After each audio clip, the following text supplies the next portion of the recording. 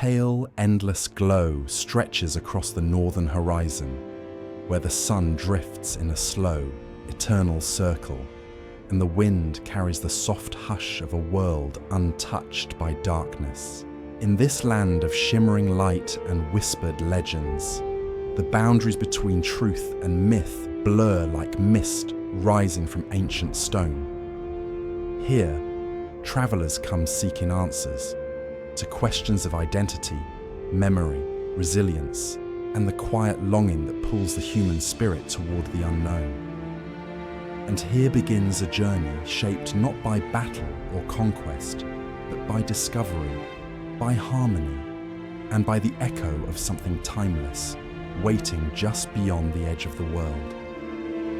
Imagine yourself standing in that first moment, the air cool against your skin, the silence deep and welcoming, the sky unfolding like a dream above you. In a place like this, what would you notice first? Share your answer in the comments and tell me where you're listening from and whether it's morning, evening, or night for you. If you'd like more journeys like this, gently tap like and subscribe. Now dim your screen.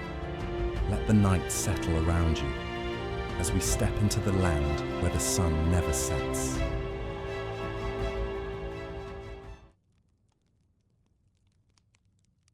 Long before the first maps were drawn, travelers spoke of a northern realm where the sun drifted in an endless circle and the air shimmered with quiet light. Those who shared these tales often did so in hushed voices, not out of fear, but out of reverence, as though naming the place too boldly might cause it to vanish like frost beneath morning warmth. They described how the horizon seemed wider there, how shadows softened, and how the world felt ancient in a way that words could barely hold. In the old gathering places, around hearths, in markets, beneath the carved beams of wooden halls, listeners leaned closer as wanderers recounted what they had seen or imagined. Some told of a faint golden haze resting on the land, drifting like a living veil. Others insisted that the light itself felt warm, yet weightless, as if woven from threads of dawn. The stories differed in detail, but they shared a single, shimmering theme. Hyperborea was not merely a place, but a presence, a gentle, enduring breath at the roof of the world.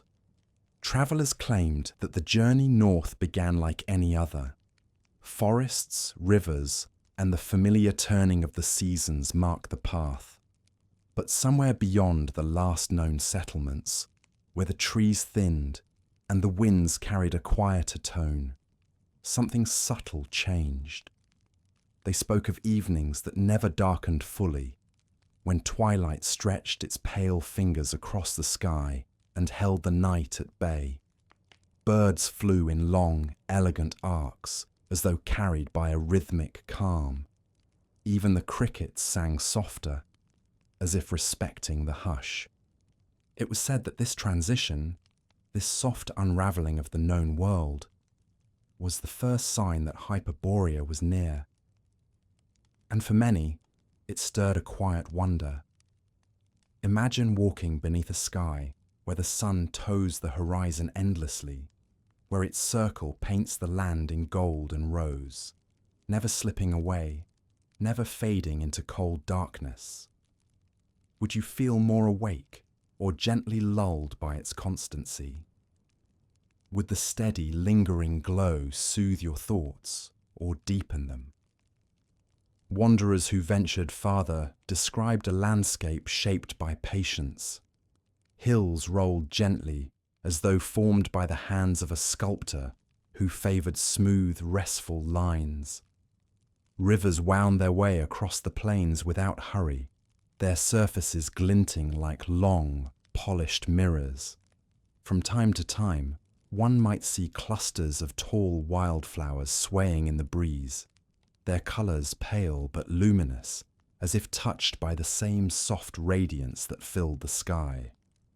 A few spoke of hearing faint harmonies carried on the wind. Not quite music, not quite the sound of nature, but something between. A hum that seemed to ebb and rise like distant voices in conversation. Those who claimed to hear it described how it filled them with a sense of recognition, as though the land itself were greeting them. Some believed these harmonies were the whispers of Hyperborea's people, drifting across unseen distances. Others thought they were simply the wind brushing through ancient stones. No one could say for certain. Yet everyone who heard these stories felt a quiet curiosity settle in their chest. As the path continued northward, the air grew clearer. Travelers spoke of a purity unlike anything they had breathed before, gentle and cool, carrying the faint scent of untouched earth. In that air, time seemed to loosen its grip. Days stretched with a comforting ease, and the body felt less burdened by the usual worries. Many who returned from their journey described a sensation of deep calm, as though something within them had been arranged more neatly, more peacefully. Whether this feeling came from the land itself or from the long, reflective walk through solitude, no one could say. Occasionally, wanderers mentioned meeting others along the path, figures wrapped in light-coloured garments, their movements slow and unhurried.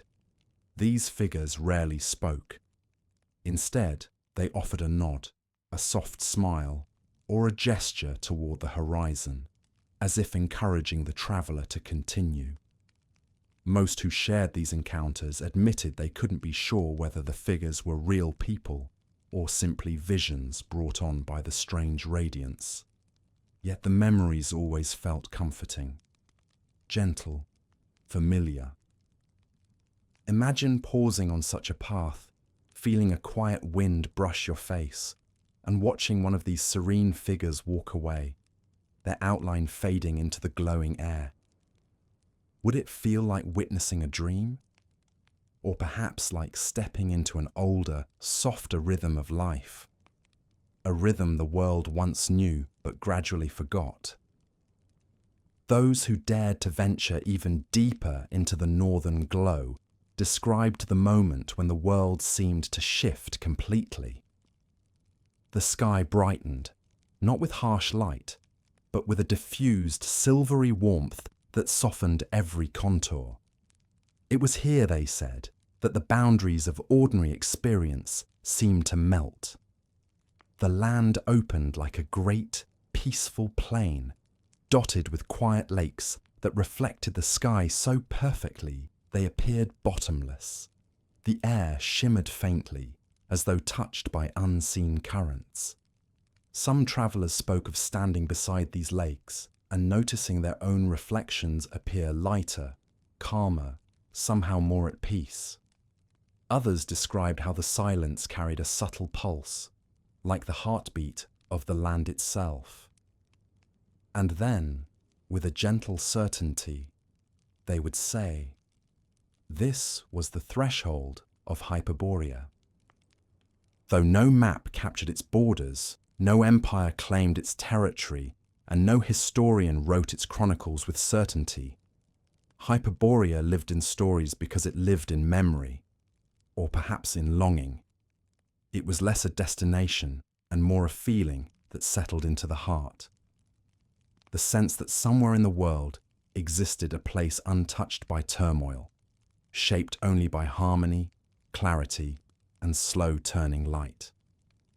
As the tales continued, listeners often found themselves wondering what one might see after crossing that threshold fully. What kind of people lived in such a landscape? How did they grow, learn, and share their days under a sun that never quite set? What stories did they pass down beneath that gentle radiance? The travellers rarely answered these questions directly. Instead, they said that Hyperborea revealed itself only in fragments, in moments of quiet awareness rather than dramatic discovery, a gesture of welcome. a path of smooth stone leading toward an unseen village, a distant glow of firelight through a cluster of trees, the soft resonance of voices speaking in a language that felt ancient, melodic, and deeply familiar. And so the stories spread, from hearth to hearth, from generation to generation. They wrapped themselves around the imagination like a warm cloak, offering comfort in times of uncertainty. For even if Hyperborea could not be reached by foot or ship, the idea of such a place gave listeners a sense of hope. The hope that somewhere in the vastness of the world, a land of peace and quiet radiance still existed. As the wanderers' tales reached their final breaths, they often paused, letting the image of the northern realm settle gently into the minds of those who listened, the sun circling endlessly, the fields glowing softly, the wind carrying its patient harmonies, the threshold waiting, calm and inviting. And then, as if the story were still unfolding just beyond the edge of vision, they would describe how the path continued forward, bathed in light that never dimmed, leading deeper into Hyperborea. The path into Hyperborea unfolded like a soft ribbon laid across the earth, its surface worn smooth by the quiet passage of time rather than by countless travellers.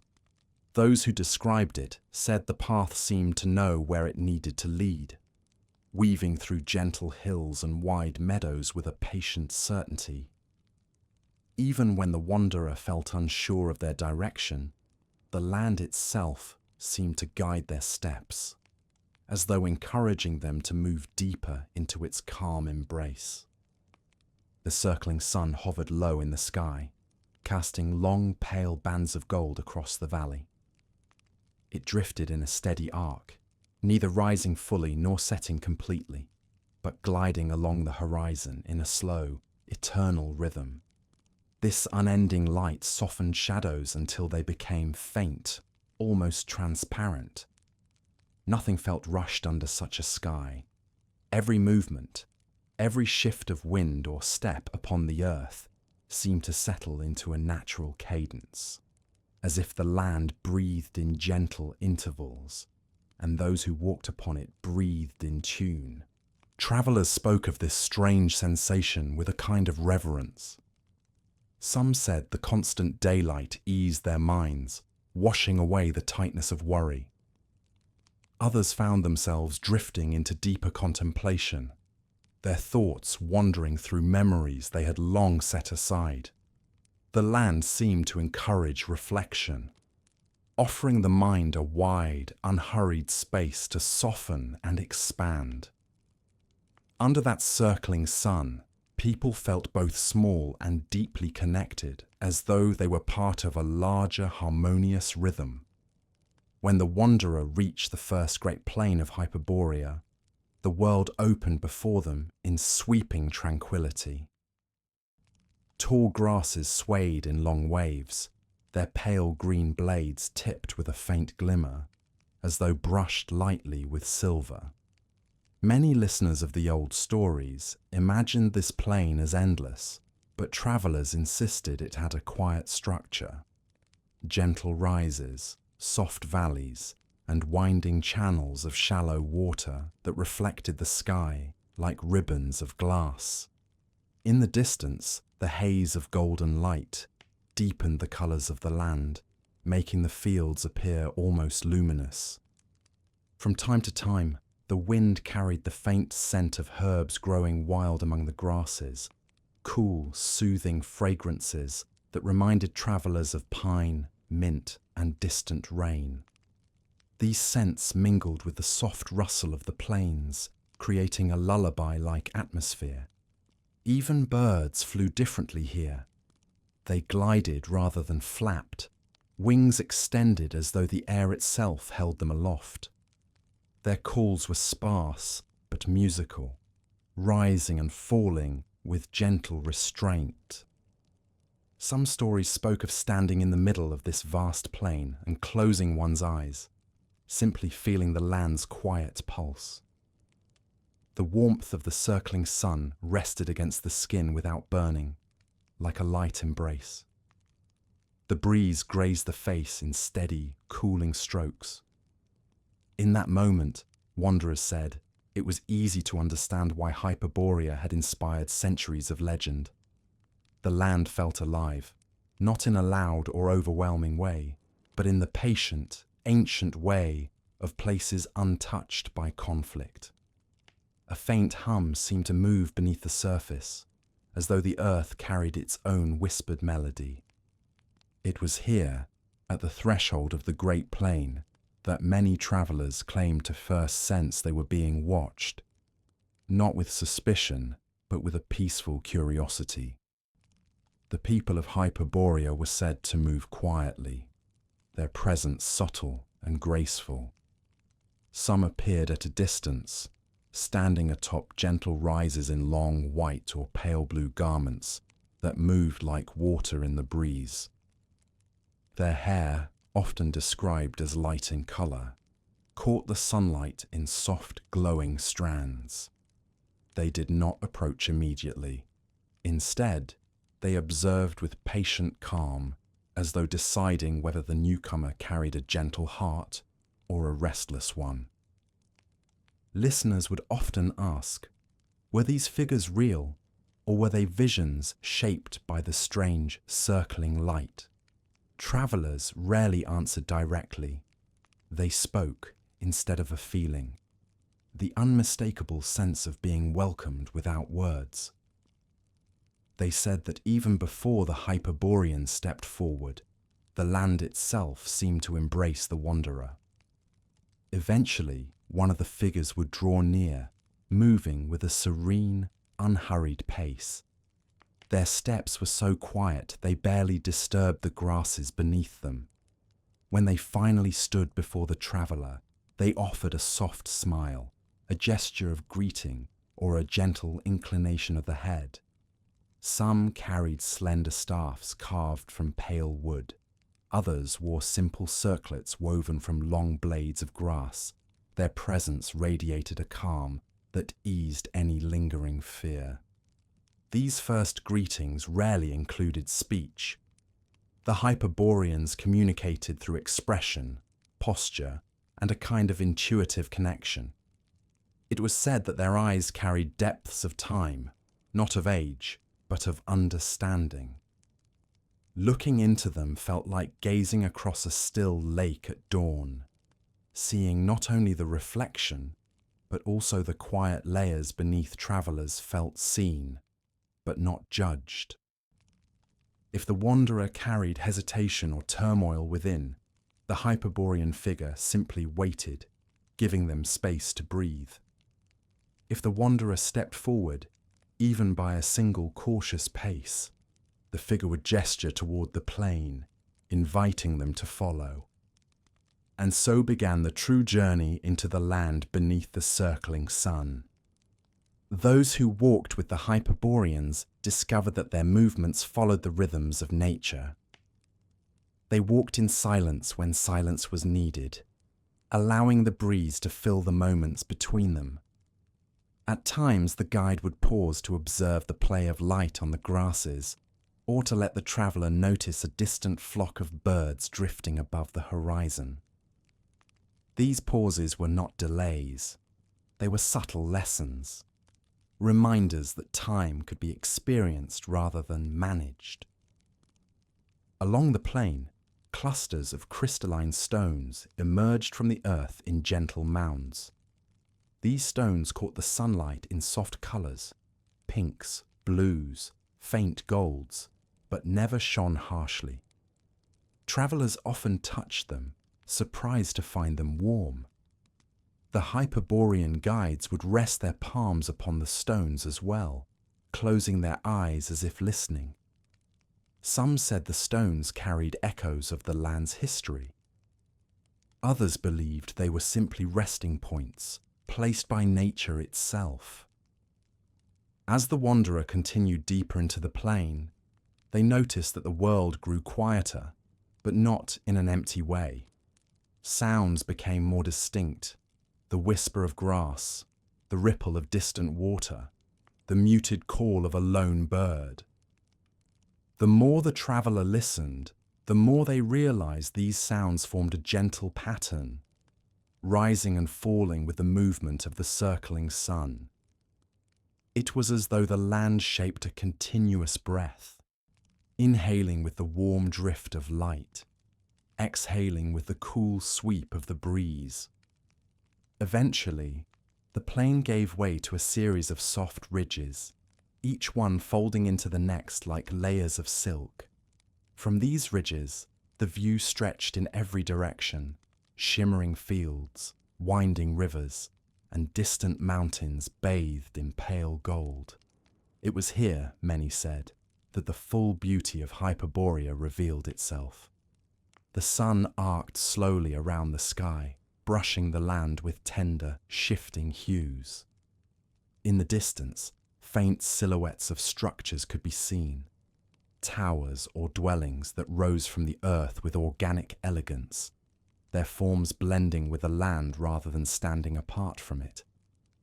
Guides often paused on these ridges, allowing the traveller to absorb the sight. Some wanderers found their eyes misting unexpectedly, overwhelmed not by grandeur, but by a sense of belonging. The Hyperborean guide rarely spoke, but if they did, their voice was described as soft and low, like the sound of wind through distant pines. Their words, though few, carried warmth and assurance, as if saying, "You have reached a place where the world remembers how to be gentle." As the traveller descended the far side of the ridge, they felt the air thicken slightly with warmth. It carried the scent of distant hearths, faint traces of herbs and soft smoke. The land, though still wild in its expanse, began to show signs of habitation: smooth stone pathways, trimmed grasses, and the quiet murmur of water channels guiding streams toward the valleys. The guide continued forward, leading the wanderer toward the first of Hyperborea's settled places, a village woven seamlessly into the luminous landscape. It appeared gradually, not as a sudden structure, but as a soft gathering of forms rising from the earth. Dwellings curved like shells, pathways lined with pale stones, and gentle rings of gardens where flowers glowed with subtle light. And with each step closer, the warmth of acceptance deepened, as though the land itself whispered, "You are welcome here." The traveller felt their hearts steady, their breath slow, and their senses attuned to the quiet harmony of the place. And as they crossed the final stretch of the ridge path, the village opened fully before them, inviting them into the life of Hyperborea. The village the traveller approached did not rise sharply from the earth, nor did it stand in defiance of the landscape around it. Instead, it appeared to have grown from the land itself, as naturally as a cluster of stones beside a river or a ring of trees around a clearing. Its dwellings curved in smooth, organic shapes, formed from pale stone and timber polished by countless years of careful tending. The structures seemed to glow faintly beneath the unending light of the circling sun, their surfaces catching each passing hue and softening it into gentle warmth. As the traveller drew nearer, they realized that the village was quiet, but not still. Soft movements shimmered at the edges of sight. Figures tending to gardens, weaving along pathways, or standing near the rounded doorways of their homes. The air carried a sense of peaceful purpose, as though every task was done with mindfulness, unhurried yet attentive. There were no sharp cries, no clamour of tools, no rush of footfall. Instead, the sounds were muted and harmonious. The brushing of fabric, the whisper of leaves, the faint rhythm of distant water channels. The guide who had led the traveller across the plain slowed their pace, allowing the visitor to take in the scene. As they approached the first dwelling, a group of Hyperboreans turned their heads gently, their expressions warm and open. Their faces bore the calm of people accustomed to a life closely entwined with nature's quiet rhythms. Their skin held a soft glow, as though touched by the same luminous air that filled the land, and their eyes reflected the pale gold of the sky. Their garments flowed in simple, graceful layers, woven from fine fibers that caught the light without shining harshly. Pale blues, soft whites, muted golds, and delicate greens moved gently with each step. Every fold of fabric seemed designed for comfort, balance, and long hours spent beneath the unchanging sun. At first, the Hyperboreans simply observed the traveller with serene curiosity. Their gazes were not probing or suspicious, but welcoming, as though remembering the arrival of other wanderers across centuries. Then one among them, an elder with silver-threaded hair that shimmered like moonlit frost, stepped forward and offered a gesture of greeting. They placed their hand lightly over their heart, then extended it outward with slow, deliberate grace. The traveller instinctively mirrored the movement, and the elder's smile deepened with gentle approval. Communication among the Hyperboreans unfolded more through presence than language. Their words, when spoken, were soft and melodic, forming patterns that felt ancient yet instantly soothing. But they rarely relied on speech. Instead, they conveyed meaning through small gestures, through the calm steadiness of their eyes, or through the subtle alignment of their posture. Travellers often spoke of feeling understood before they ever managed to express themselves. The elder beckoned the traveller forward, inviting them into the heart of the village. Stone pathways curved between low, arched homes, whose walls bore carvings of flowing lines and simple, elegant symbols. These markings were not ornamental alone. They represented the history of each dwelling, births, seasons, gatherings, and moments of significance. Some patterns told of long journeys, others of celebrations beneath the circling sun. When touched, the carved grooves felt cool and smooth, as though shaped by countless hands. In the centre of the village stood a broad circular space paved with pale stones arranged like petals. It was neither a marketplace nor a gathering hall, but something more fluid, a place where people came to rest, reflect, and share quiet companionship. Even now, as the traveller entered the circle, small groups sat together on woven mats, heads inclined in conversation or contemplation. Some carved gentle patterns into pieces of wood. Others braided strands of grass or shaped clay with patient hands. The atmosphere was peaceful, like a collective meditation woven into daily life. The guide and the elder led the traveller toward a low bench of smooth stone near the outer edge of the circle. As the traveller sat, the stone felt warm beneath them, heated by the steady light of the circling sun. Several Hyperboreans approached with slow grace, offering bowls of clear water infused with delicate herbs. The scent was cooling and faintly sweet, and the traveller felt a sense of calm settle deeper into their bones as they drank. For a moment, the traveller simply observed the gentle rhythm of the village. There were no raised voices, no hurried gestures, no signs of disagreement. Instead, the people moved with a kind of deliberate tranquility, as though recognizing that every motion held meaning. A child gathered stones from the edge of a path, placing them in a pattern that resembled a spiraling sun. A group of adults guided water into channels that nourished the gardens, adjusting the flow with quiet murmurs. A pair of elders bent over a large circular cloth, embroidering long, looping shapes that echoed the horizon's gentle curve.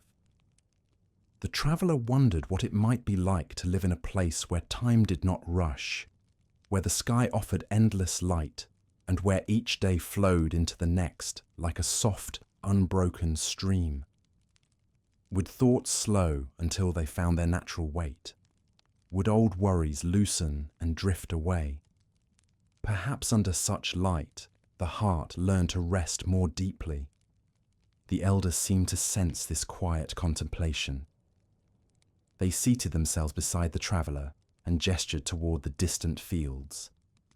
Their voice, when they finally spoke, flowed like a soft current of air. "Here," the elder said, "we live within the rhythm of the sun. It moves in a circle, and so do we." Though the words were few, their meaning carried depth. The Hyperboreans did not measure time by hours or seasons, but by cycles of light, by shifts in wind, by the slow blooming of their luminous plants. Their lives unfolded in spirals rather than straight lines, returning often to familiar places with renewed understanding. As the traveller listened, a group of Hyperborean children approached, their faces lit with gentle curiosity. They carried small objects, smooth stones carved with tiny symbols, slender lengths of polished wood, and delicate woven rings. The children offered these items to the traveller as gestures of welcome. Their laughter, soft and bright, fluttered through the air like the faintest chime. Even their play seemed infused with calm. Imaginative, yet unhurried. Joyful, yet serene. Beyond the central circle, the traveller noticed small gardens shaped into crescent forms. These gardens held plants unlike any seen in the outer world. Their leaves glowed faintly with soft colour, as though touched by inner radiance. Some plants released a gentle fragrance that drifted over the village like a cooling breath. In the distance, a larger garden revealed spiralling rows of tall herbs, their flower heads turning slowly to follow the circling sun. The guide explained, through quiet gestures, that these gardens were tended not only for nourishment but for balance. The Hyperboreans believed that the plants, stones, and flowing water each carried a subtle harmony, and that caring for them helped maintain the equilibrium of the land. Tending the gardens was considered both work and meditation, a way of listening to the land's quiet voice. Everywhere the traveller looked, they saw signs of a society built on gentle connection. No one hurried, no one commanded. Instead, people worked in small groups, their tasks intertwining naturally. When a person paused, another stepped forward to continue. When a task was finished, those nearby nodded in shared understanding. It was as though each person carried an inner awareness of the whole village, of its needs and its rhythms. At the edge of the settlement stood a structure taller than the rest, a graceful tower carved from pale stone, its surface adorned with long sweeping lines. It caught the light in soft shimmering patterns. The elder pointed toward it, their voice lowering with reverence. "That," they said gently, "is where we gather to honor the cycles of the sun and the stories of our people." The tower, though quiet and unassuming, seemed to pulse faintly with presence. The traveller felt drawn to it, sensing that within its walls lay deeper understandings of Hyperborean life. Stories, songs, and ancient knowledge preserved through countless spirals of time. The elder rose from the bench, their garments shifting like mist in sunlight. They extended a hand for the traveller to follow. The guide joined them, and together they moved toward the tower, their steps soft and deliberate against the smooth stone path. As they walked, the village continued its gentle rhythm around them, children arranging patterns, elders shaping tools, adults tending gardens. The traveller felt as though they had stepped not into a settlement, but into a living, breathing harmony. And as the tower grew closer, the quiet radiance of the Hyperboreans seemed to deepen, guiding the traveller toward the heart of their ancient wisdom. The tower rose before the traveller like a quiet beacon, its pale stone curves shaped not in rigid angles, but in smooth, flowing lines that mimicked the motions of wind and water.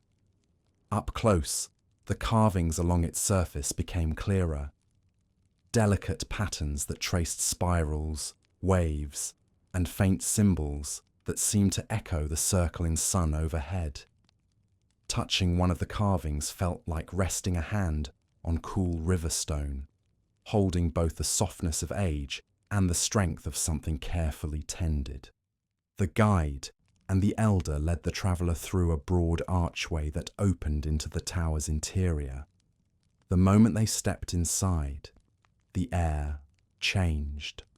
A soft hum drifted through the chamber, not a sound made by voice or instrument, but by the space itself. It vibrated gently through the stone, like the memory of a distant song lingering in the air. The traveller paused, letting the resonance settle around them. It felt calming, like listening to the echo of a lullaby once heard in childhood. Light filtered in from high, narrow openings shaped like curved petals. The beams slanted downward, warm and soft, catching specks of dust that glimmered as they floated lazily. In the centre of the chamber stood a circular stone platform, its surface engraved with long, flowing lines. Around it, Hyperboreans sat in meditative stillness, their eyes half closed, their breathing synchronized in slow, steady rhythms. The elder motioned for the traveller to sit at the platform's edge. As they settled onto the smooth stone, the low hum seemed to deepen, curling gently around them. The energy was faint, yet unmistakably present, like standing near a quiet waterfall and feeling the vibration more than hearing it. "This place," the elder said softly, "is where we listen." The traveller glanced around, unsure what they were meant to hear. The chamber was peaceful, its stone walls curving upward in graceful arcs. Nothing moved except the drifting motes in the sunlight.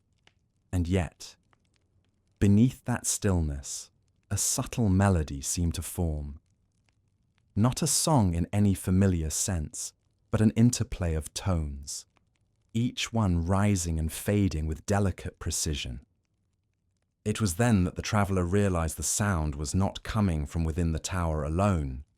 It flowed in from beyond its walls, carried by the wind that brushed across Hyperborea's plains, mountains, and valleys. The tower acted like a listener, catching the wind's voice and turning it into something gentle, harmonious, and clear. The elder's gaze softened as they observed the traveller's awareness. "The wind in this land carries memories," they said. "Not in words, but in tones, in patterns of air and light. It touches the stones, the grasses, the waters, and gathers their stories. Here, we learn to hear them." The traveller listened more closely. The tones shifted subtly, rising with the warmth of the circling sun, lowering as a cool breeze drifted through one of the tower's openings. Each sound was soft, like a distant flute or a whisper passing through reeds. It felt ancient, yet familiar, as if the land itself hummed to soothe those who dwelled within it. A group of Hyperboreans began to sing in response. Their voices were low and steady at first, blending seamlessly with the tower's resonance. The melody they formed was fluid, not bound by strict rhythm or repeated phrases, but flowing like water down a gentle incline. As more voices joined, the sound deepened into a layered harmony that echoed through the chamber. The traveller felt the vibrations settle into their chest. Each note carried warmth. Each breath from the singers blended into a collective calm. The music was not meant to impress or overwhelm. It was a conversation between stone and wind, between land and people, between memory and the present moment. The elder explained, in a whisper barely louder than the hum around them, long before our homes were built, before we shaped paths or gardens, our people learned to listen to the wind. It showed us where the rivers would flow, where the ground would welcome seed, where the air carried peace. These songs help us remember. They help us stay aligned with the land. As the melody deepened, the traveller closed their eyes, letting the tones wash over them. In the soft interplay of voice and wind, they sensed stories, not in clear images, but in impressions. The warmth of early dawn, the sway of tall grasses, the quiet patience of stones resting beneath the circling sun. It felt as though the land was offering its history not as a tale, but as a feeling, something to be experienced with the heart rather than the mind. When the song gradually faded, it did so with gentle restraint, the final notes dissolving into the hum of the tower, the hum dissolving into the breath of the wind. Silence returned, but it was not empty. It was like the quiet that follows a long-awaited answer, leaving a calm sense of understanding. The elder rose and gestured for the traveller to follow them toward a narrow balcony that overlooked the plains. From this height, the shimmering expanse of Hyperborea stretched in every direction. The grasses rippled in wide, glowing waves. The rivers glinted like threads of silver. The sky, brushed by the endless sun, shifted slowly from gold to soft pink and back again. "Do you hear it now?" the elder asked, their voice barely above the breeze. The traveller listened. The wind brushed past their ears with a soft sigh. The plains responded with a low rustle. Far in the distance, the faintest echo of the tower's resonance drifted back toward them. The sound was no one thing. It was everything. The land breathing, the sky whispering, the sun humming as it circled above. It was Hyperborea itself. The elder continued. "The songs carried by the northern wind remind us of our place. They remind us to move gently, to speak with kindness, to work in harmony. When the world beyond these mountains grows restless, the wind carries its echoes too. But the land softens them. It teaches patience." The traveller felt a warmth settle in their chest. Standing on the balcony, bathing in the gentle radiance of the circling sun, they realized that Hyperborea was not a land of silence at all. It was a land of quiet music, delicate, layered, and deeply alive. The elder rested a hand on the traveller's shoulder, guiding them back toward the spiral path that led down from the tower. "There are more songs," they said. "Not just from wind, but from river, fire, and stone. In time, you may hear them too." As the traveller descended, the faint hum of the tower followed them like a comforting presence. The wind brushed past once more, carrying a soft melodic sigh, a reminder that every part of Hyperborea held its own subtle voice. And below, the village awaited with its gentle rhythms, its warm faces, and its quiet radiance, as the traveller prepared to learn what deeper harmonies lay within this northern realm. When the traveller left the tower behind, the lingering hum of its melody followed them like the faint echo of a comforting memory. The elder and the guide walked beside them, leading the way toward the far side of the village, where the land opened once more into long, luminous fields. The quiet radiance of Hyperborea deepened there, as though the valley ahead held something the sun itself cherished. Beyond the final ring of crescent-shaped gardens, the traveller noticed a shimmer at the horizon, a soft flowing gold that rippled like warm silk.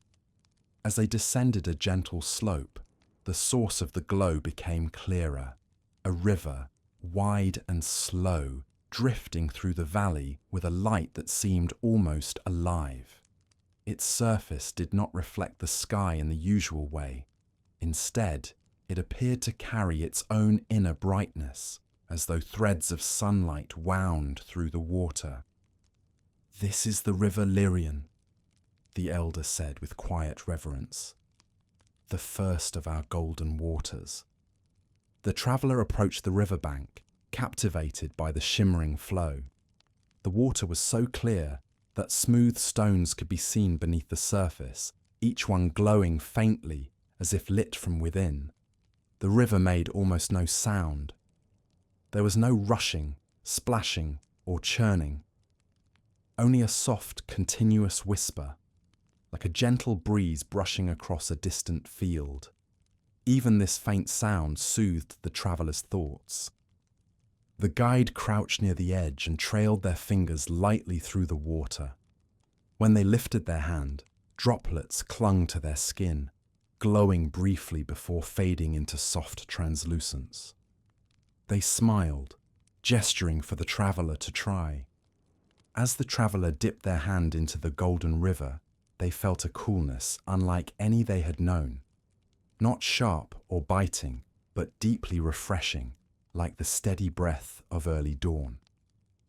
The water glided across the skin with such smoothness that it felt more like silk than liquid. For a moment, the traveller sensed a faint tingling warmth beneath their fingertips, as though the river recognized their presence. "Our rivers are nourished by springs deep within the northern mountains," the elder explained. "The light you see is not of magic, but of harmony. When the water moves through the stones of this land, it gathers the radiance of the sun and carries it with gentle strength." The traveller watched the river drift onward, its golden currents weaving slow patterns toward the distant plains. On either side, tall reeds swayed in the breeze, their tips glowing faintly in the same warm hue. Small clusters of flowers grew near the banks, pale blossoms with delicate petals that seemed to absorb and reflect the river's light. Their fragrance floated through the air, soft and soothing, like the memory of honey warmed in the sun. The elder began walking along a smooth path that followed the river, and the traveller fell into step beside them.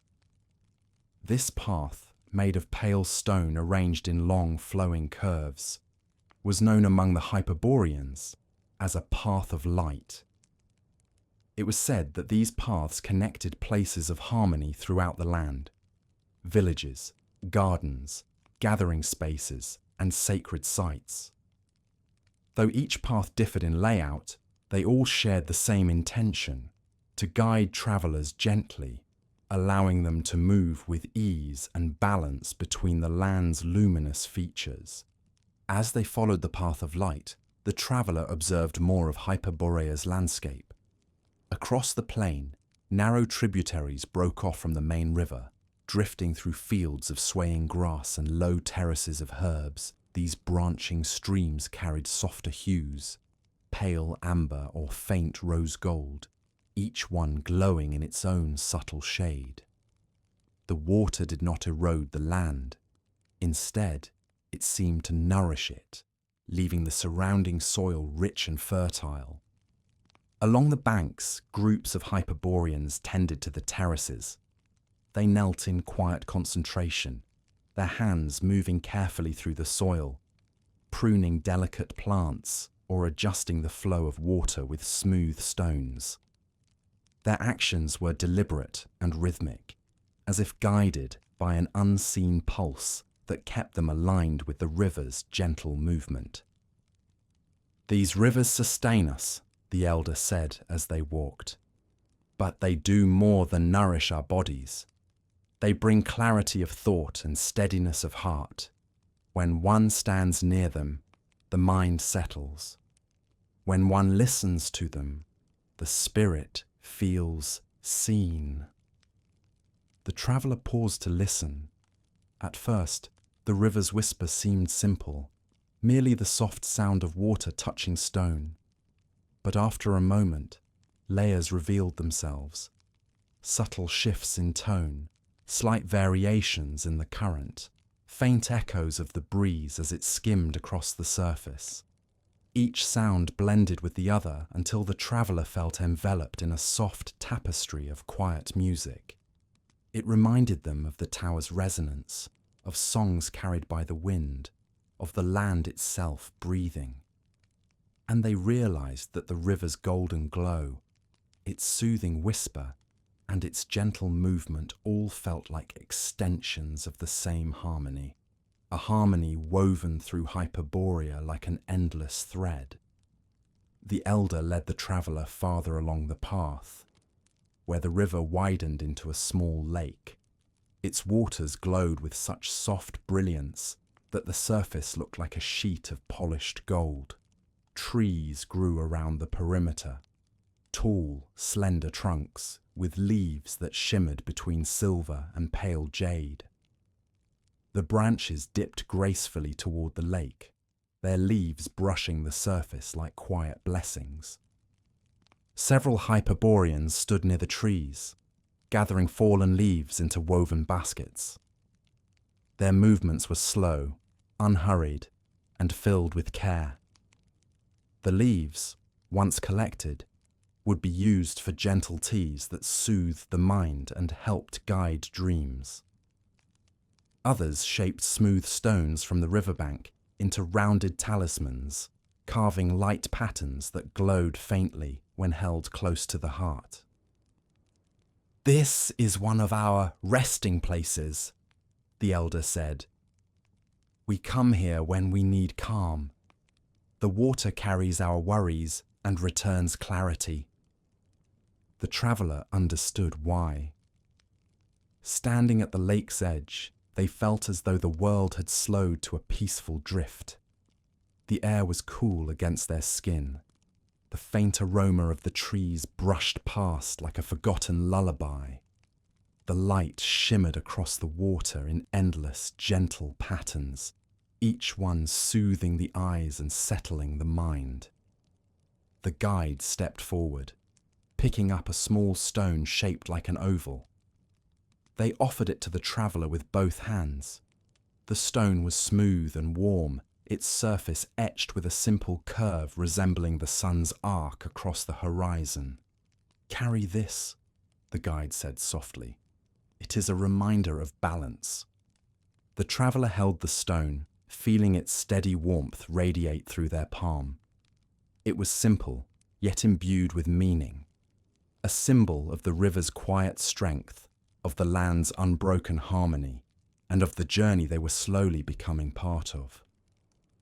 As they stood at the water's edge, a gentle breeze lifted across the lake, creating faint ripples that shimmered in widening circles.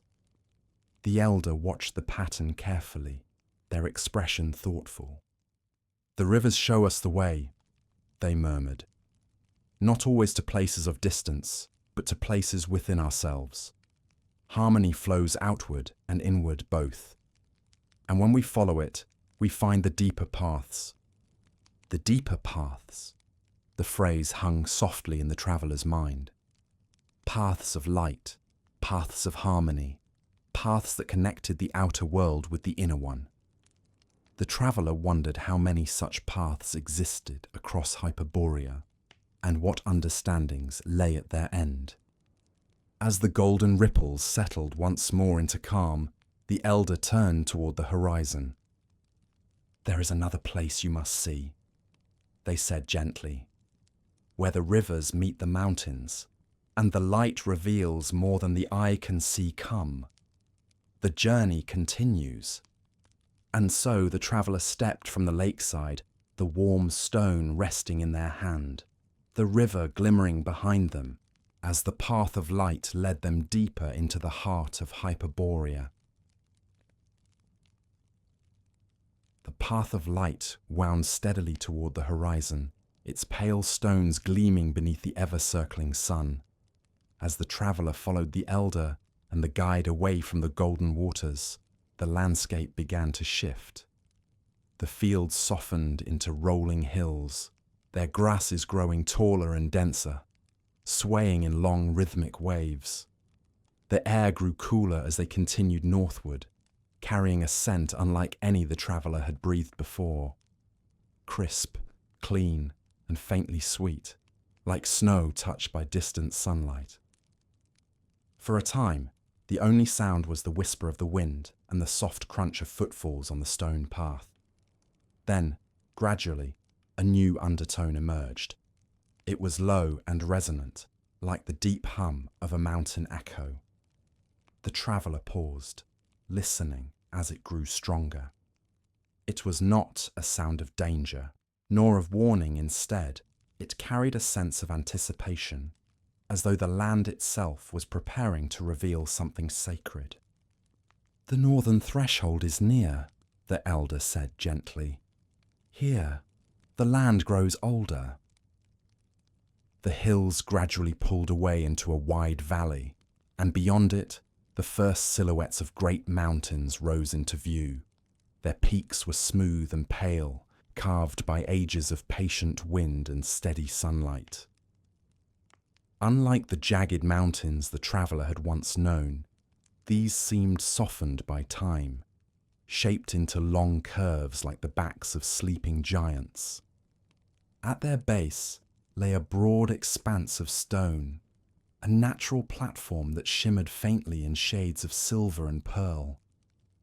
The air around it felt different, as though tinged with a subtle energy that brushed lightly against the skin.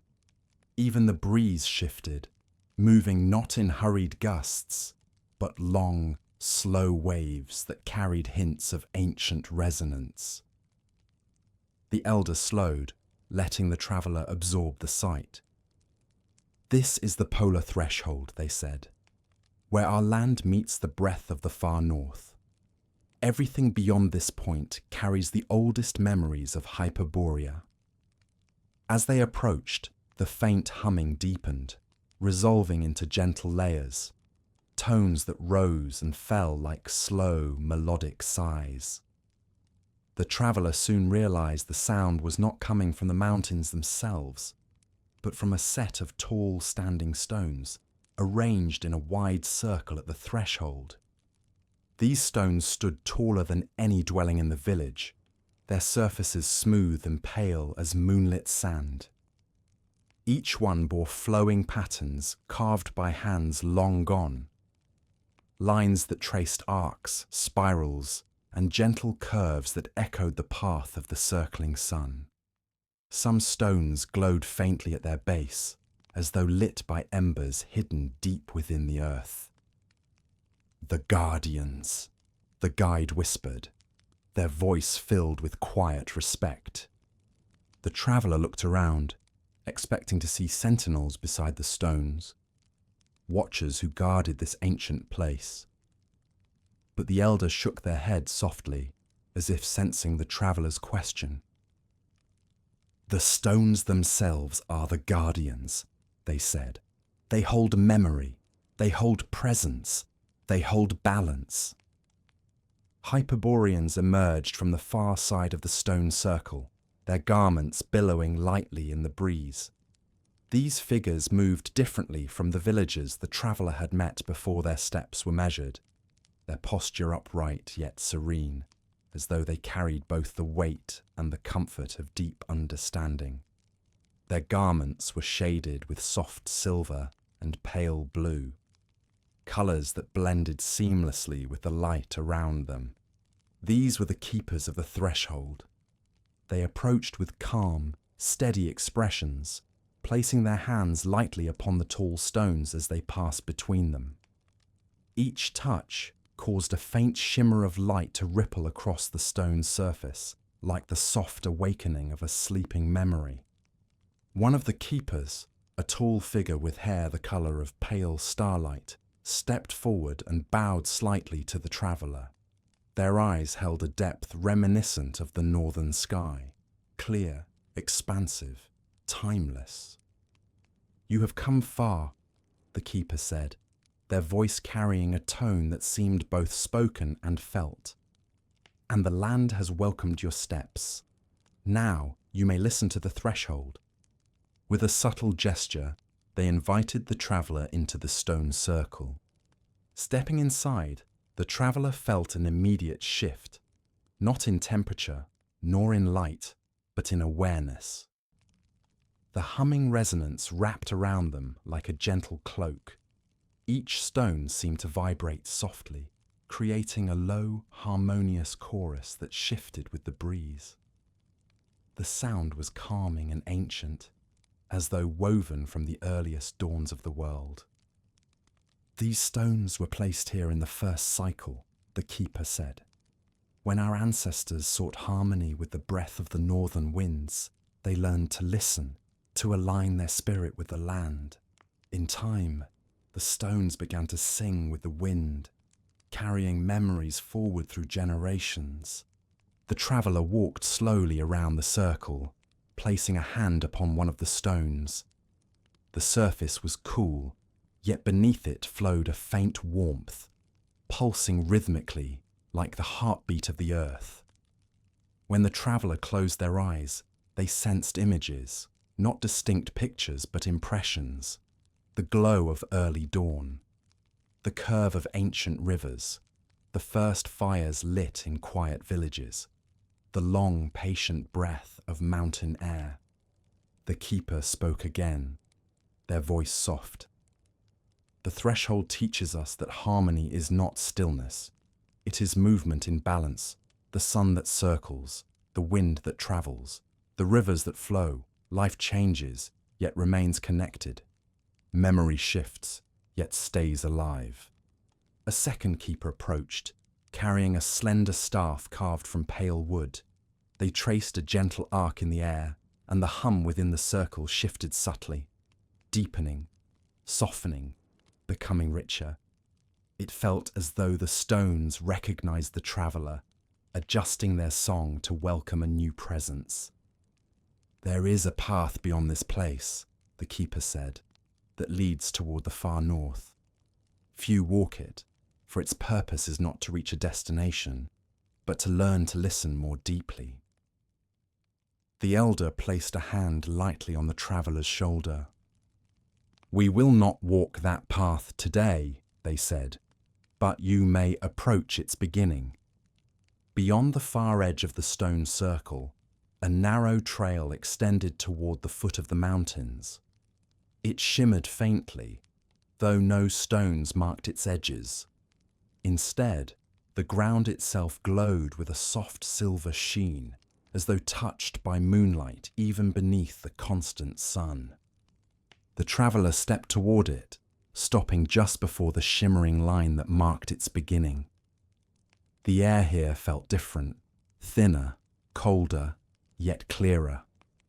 A faint wind brushed past, carrying a soft whistle that blended with the hum of the stones behind them.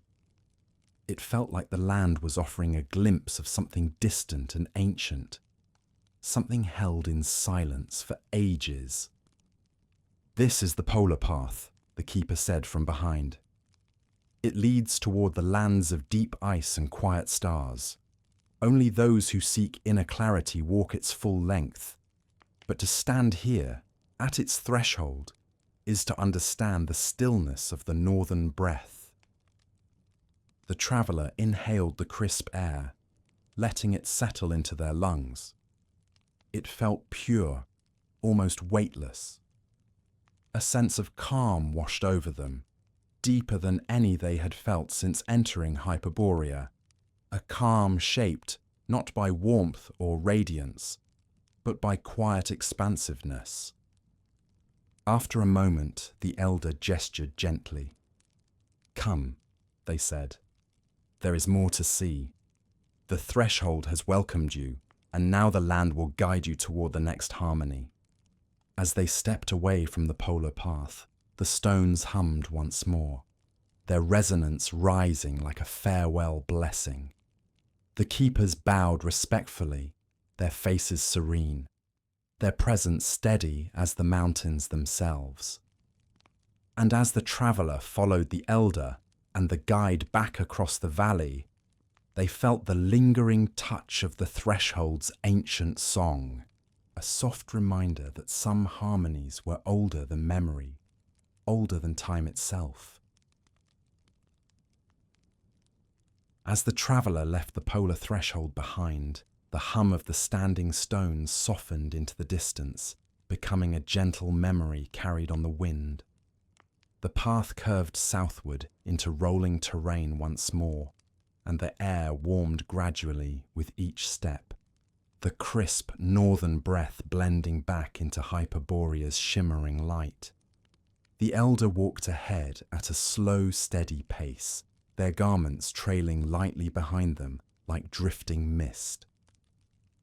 The guide followed close by, occasionally pointing toward distant landmarks, a tall cluster of trees that shimmered pale green, a ridge shaped like a crescent moon, or a distant glint hinting at waters yet unseen. The traveller felt a quiet anticipation rising within, wondering what new harmony the land would reveal next. As they descended a long slope, the landscape opened into a wide valley unlike any the traveller had yet seen. The hills drew back in sweeping arcs, as though making space for something sacred. And there, rising from the valley floor, stood structures of pale stone, unlike the curved dwellings of the village or the sentinel stones of the threshold. They were taller, more intricate, shaped with deliberate elegance. Their columns reached skyward in long, gentle curves, and between them stood broad archways open to the glowing air. Large circular platforms radiated outward like petals around a flower's centre, each carved with elaborate spiralling patterns that echoed the circling sun's path. The structures shimmered in soft tones of ivory and gold, reflecting the unending daylight with quiet reverence. The traveller slowed in awe. "These are our temples," the elder said softly, "places where we lift our hearts to the sky of eternal day, places where light is honoured and harmony is strengthened." The guide smiled with a serene warmth. Each temple is shaped by generations of hands.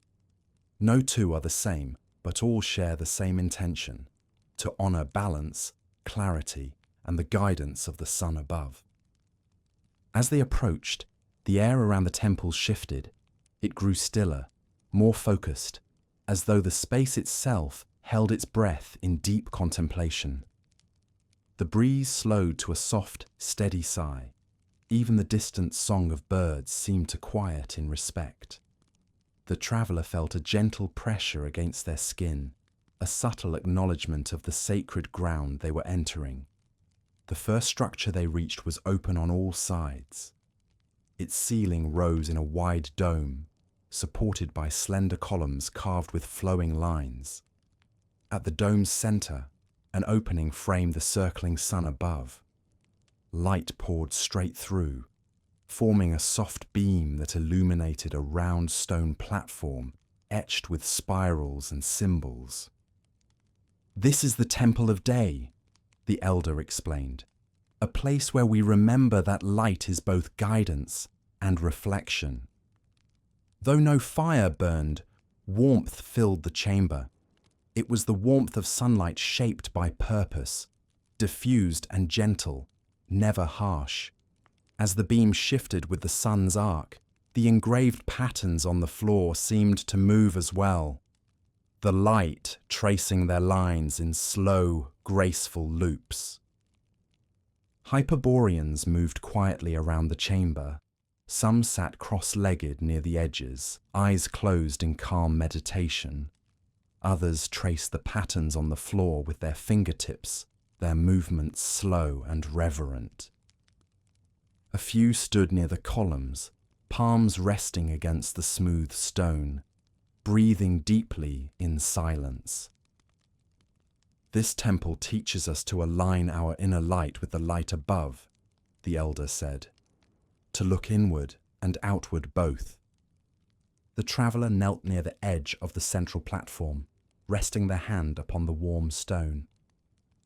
For a moment, the sunbeam drifted across their fingers, and they felt a faint vibration, subtle, like the resonance of the threshold stones, but gentler. It reminded them of steady breathing, of a heart finding its calm. After a time, the elder guided the traveller to a second temple, a short distance away. This one was smaller, shaped in long arcs that resembled the wings of a great bird. At rest, soft wind swept through its open arches, carrying a cool, soothing whisper. Glass-like panels, thin and translucent, hung between the arches, shifting slightly with each breeze. When the wind moved, the panels resonated in light chimes, delicate tones that blended with the air. "This is the Temple of Wind," the elder said. "Here we learn to listen, to open our hearts to the unseen currents that move through life." Hyperboreans stood near the panels, their hands raised, as though feeling the invisible threads of air around them. The traveller stepped forward and closed their eyes. The wind brushed softly across their face, carrying faint harmonies. It was as if the land breathed through this temple, allowing its quiet thoughts to flow through every archway. The elder spoke in a soft tone. "In our land, the wind carries messages of change, of movement, of quiet learning. We do not fear change. We follow it, listen to it, welcome it." From the Temple of Wind, they continued to a third structure shaped like a rising wave. Its columns were carved with flowing curves, and its outer walls shimmered with iridescent patterns reminiscent of river light. A long basin of clear water ran through its center, fed by a gentle stream that spilled into it with a faint melodic trickle. "This is the Temple of Waters," the guide said. "It teaches us clarity and renewal." A few Hyperboreans knelt beside the basin, dipping their hands into the cool water and gently touching their foreheads. Others simply gazed into the shimmering depths, letting the rippling surface calm their thoughts. The traveller leaned over the water and saw their reflection glowing faintly in the light, softened by the steady radiance that seemed to drift through everything in Hyperborea. "Water remembers," the elder murmured. "It carries the clarity of the rivers, the calm of the lakes, the strength of the northern ice. Here, we remind ourselves to let the mind flow, not harden to let thoughts rise, drift, and settle gently." The traveller cupped their hands in the basin and felt the coolness seep into their palms. It soothed them instantly, as though washing away the dust of distant roads and restoring the quiet within. As they stood, a gentle breeze flowed through the temple, sending ripples across the water. The shimmering patterns reflected onto the walls, swirling in slow, luminous shapes. It felt like watching sunlight dance through the mind, softening, clearing, inviting peace. The elder took one last look around the Temple of Waters before nodding toward the path beyond. "There is one more temple," they said, "not of light, wind, or water, but of remembrance." The traveller felt a soft stirring of curiosity as they followed the elder through a grove of slender trees, whose leaves chimed faintly in the breeze. The path curved gently toward the final structure, a quiet, low building partially embedded into a small hillside.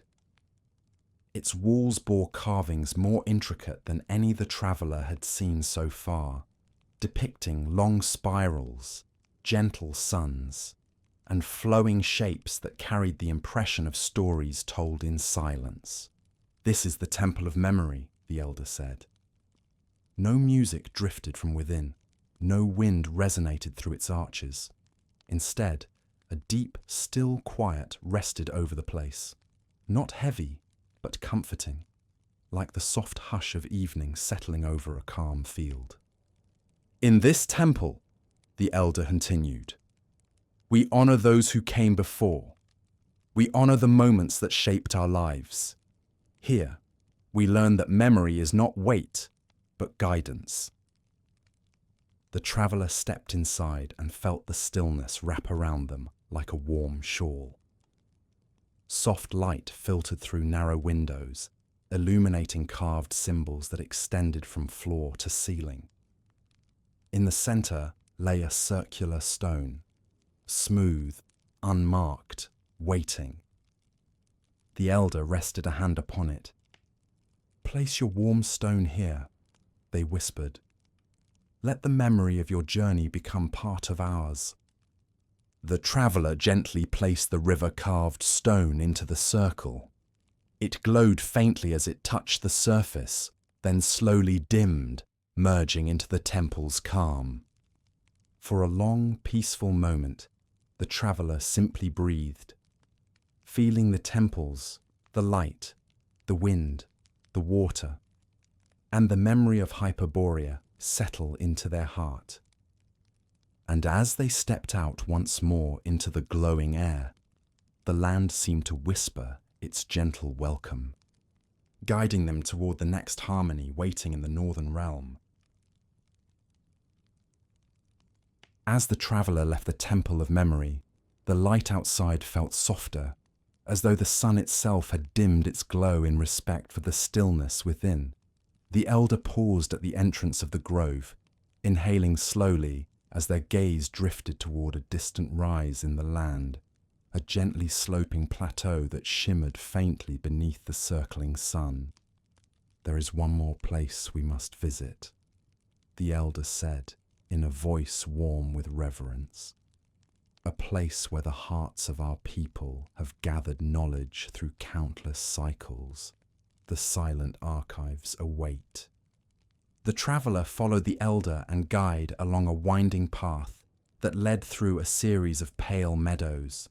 The air here held a new texture, not heavier, but denser with meaning, as though each step forward deepened the traveller's place in the land's unfolding story. Birds glided overhead in slow arcs, their wings barely moving. Even the grass seemed to sway in a slower rhythm, as though aware that they were approaching something sacred.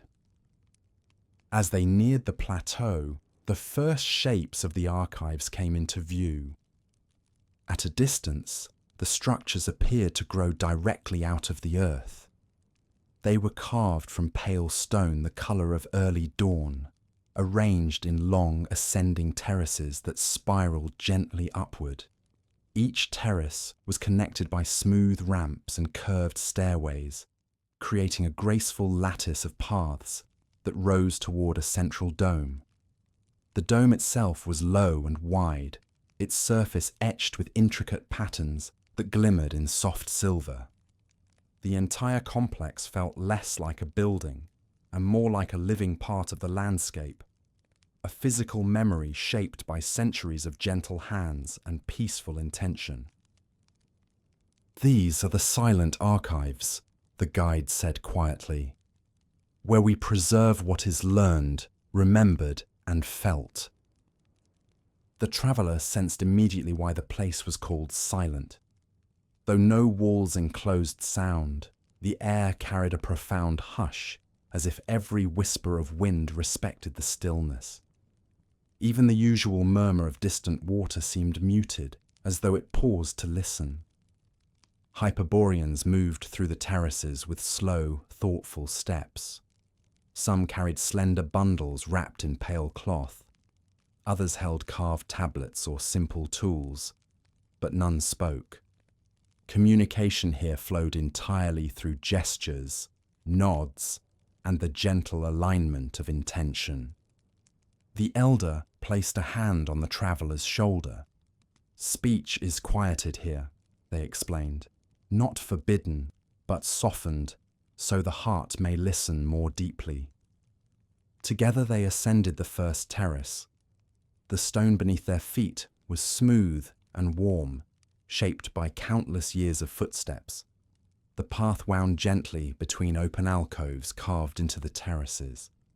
Inside each alcove rested objects of quiet significance, small woven ornaments, smooth stones etched with spirals, delicate scrolls formed from thin sheets of reed, bundles of herbs tied with silken threads. "These are memories," the elder murmured, "but not in the form your world may know. A memory can be held in a gesture, a scent, a stone, or a carving. Each object carries a moment of living truth." The traveller paused at an alcove where a single beautifully carved wooden bowl lay at the centre. Its surface bore a pattern of flowing lines, simple yet harmonious. When they leaned closer, they felt something stir within, a faint impression of warmth, of the presence of hands shaping the bowl with care, of a meal shared in gentle company. It was as though the bowl whispered a soft reminder of kindness. On the next terrace, the archives shifted in form. Here, long tables of pale stone held flat slabs carved with lines and symbols. The carvings were not words, but fluid markings that seemed to follow natural rhythms. The arc of a bird in flight, the curve of a river, the rise of the sun. The traveller ran their fingertips along one slab, feeling the grooves flow beneath their touch like a gentle stream. "These are the oldest records," the guide explained through soft gestures. "Not meant to be read as stories, but felt as echoes." They moved to the third terrace, where rows of tall, narrow pillars rose in quiet symmetry. Each pillar bore a pattern of small indentations, like constellations carved into stone. The traveller noticed that the pillars were arranged in spirals and arcs that reflected the paths of the circling sun. "This is where we study the movements of the sky," the elder said. "The sun, though it circles, has subtle shifts. These pillars hold the memory of those changes." As they walked among the pillars, the traveller sensed long cycles passing through the patterns, the gentle ebb and flow of seasons that did not darken, but still carried their own quiet transformation. The air felt wise here, filled with an understanding deeper than words. On the fourth terrace, they encountered a group of Hyperboreans seated in a wide circle. Before each person lay a single object, a carved shell, a smooth river stone, a piece of luminous wood, or a folded cloth marked with delicate patterns. Their eyes were closed, their breaths deep and steady. "These are the contemplators," the guide whispered. "They tend to memories that require patience. Some memories are gentle, some heavy, and all must be held with balance." The traveller felt the gravity of that thought. The Hyperboreans were peaceful, yes, but their peace was not naive. It was cultivated with care, through listening, remembering, and understanding. They did not avoid the weight of history. They learned to hold it gently. Finally, they reached the highest terrace, where the great dome rested. Its surface shimmered in subtle waves, like light passing over calm water. An arched entrance opened into a round chamber, bathed in soft illumination. Inside, the silence deepened into something almost tangible. The floor was smooth as still water, carved with a vast spiral that radiated outward in gentle curves. At the center of the spiral stood a single pedestal of pale stone. Upon it lay a crystal-like sphere, glowing faintly with inner warmth. "This," the elder said softly, "is the heart memory. It holds the oldest traces of our people, not in form, but in feeling." The traveller approached the sphere with quiet reverence. When they came close, the glow brightened and a faint warmth spread through their chest. They sensed vastness, not a single memory, but a gentle blending of countless lives, moments, and harmonies. The calm of early mornings, the unity of shared gatherings, the whisper of wind through ancient grasses, the soft laughter of generations. The feeling was not overwhelming. It was comforting, like being wrapped in a blanket woven from the peaceful breath of the land itself. It teaches us that we are threads in a tapestry larger than any one life, the elder said, and that harmony is preserved not through forgetting, but through remembering with gentleness. The traveller rested their hand lightly upon the pedestal. For a moment, they felt the faint pulse of the sphere beneath their fingers, a soft, rhythmic glow that matched the steady beat of their own heart. When they finally stepped back, the sphere dimmed gently, returning to its quiet radiance. The elder bowed their head in a gesture of gratitude. "You have seen how we learn," they said softly. "You have felt how we remember. Now, the land will show you how we welcome those from distant shores." The traveller breathed in deeply, the stillness of the archives lingering around them like a soft echo. And as they descended the terraces, the wind rose once more, carrying with it the faintest melody, guiding them toward the next chapter of their journey through the northern realm. As the traveller descended from the silent archives, the breath of the valley seemed to shift around them. The air carried a faint warmth, mingling with the lingering calm of the terraces above. The guide and the elder walked in gentle silence, allowing the impressions of the archives to settle. The traveller felt as though they had stepped out of a dream woven from memory and light, and each footstep on the soft path grounded them once more in the present. Far ahead, the land began to unfurl into broader plains, touched with soft golden hues. The grasses here grew longer, their tips stirring in delicate waves beneath the steady drift of the circling sun. A distant shimmer moved across the horizon, like the glint of sunlit metal far away on calm water. The elder paused, their eyes narrowing in recognition. "Visitors have come," they murmured. "We are not the only people who walk this northern light." The traveller followed their gaze. A small group of figures slowly approached along a winding path that traced the edge of the plains. They came from the northwest, where the land dipped gently into low valleys and distant forests. As the figures drew nearer, their outlines became clearer, cloaked silhouettes carrying slender packs upon their backs. The guide smiled with quiet warmth. "These are the wanderers from distant shores. They too seek harmony, though their paths are long and shaped by many lands."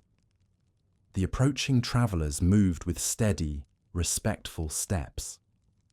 Their garments differed from those of the Hyperboreans, darker in colour, woven from thicker materials suited for long journeys through harsh climates. Their cloaks bore patterns reminiscent of faraway seas and mountain ridges. On their boots clung faint traces of dust from lands beyond Hyperborea's gentle borders. When they reached speaking distance, the leading traveller, a tall figure with deep-set eyes and weathered hands, bowed gracefully. Their voice, when it rose, carried a tone of genuine reverence. "Light guide you," they said. "We come in peace, seeking rest and clarity." The elder returned the bow with equal warmth. "Light and calm welcome you. You have travelled far, and the land honours your steps."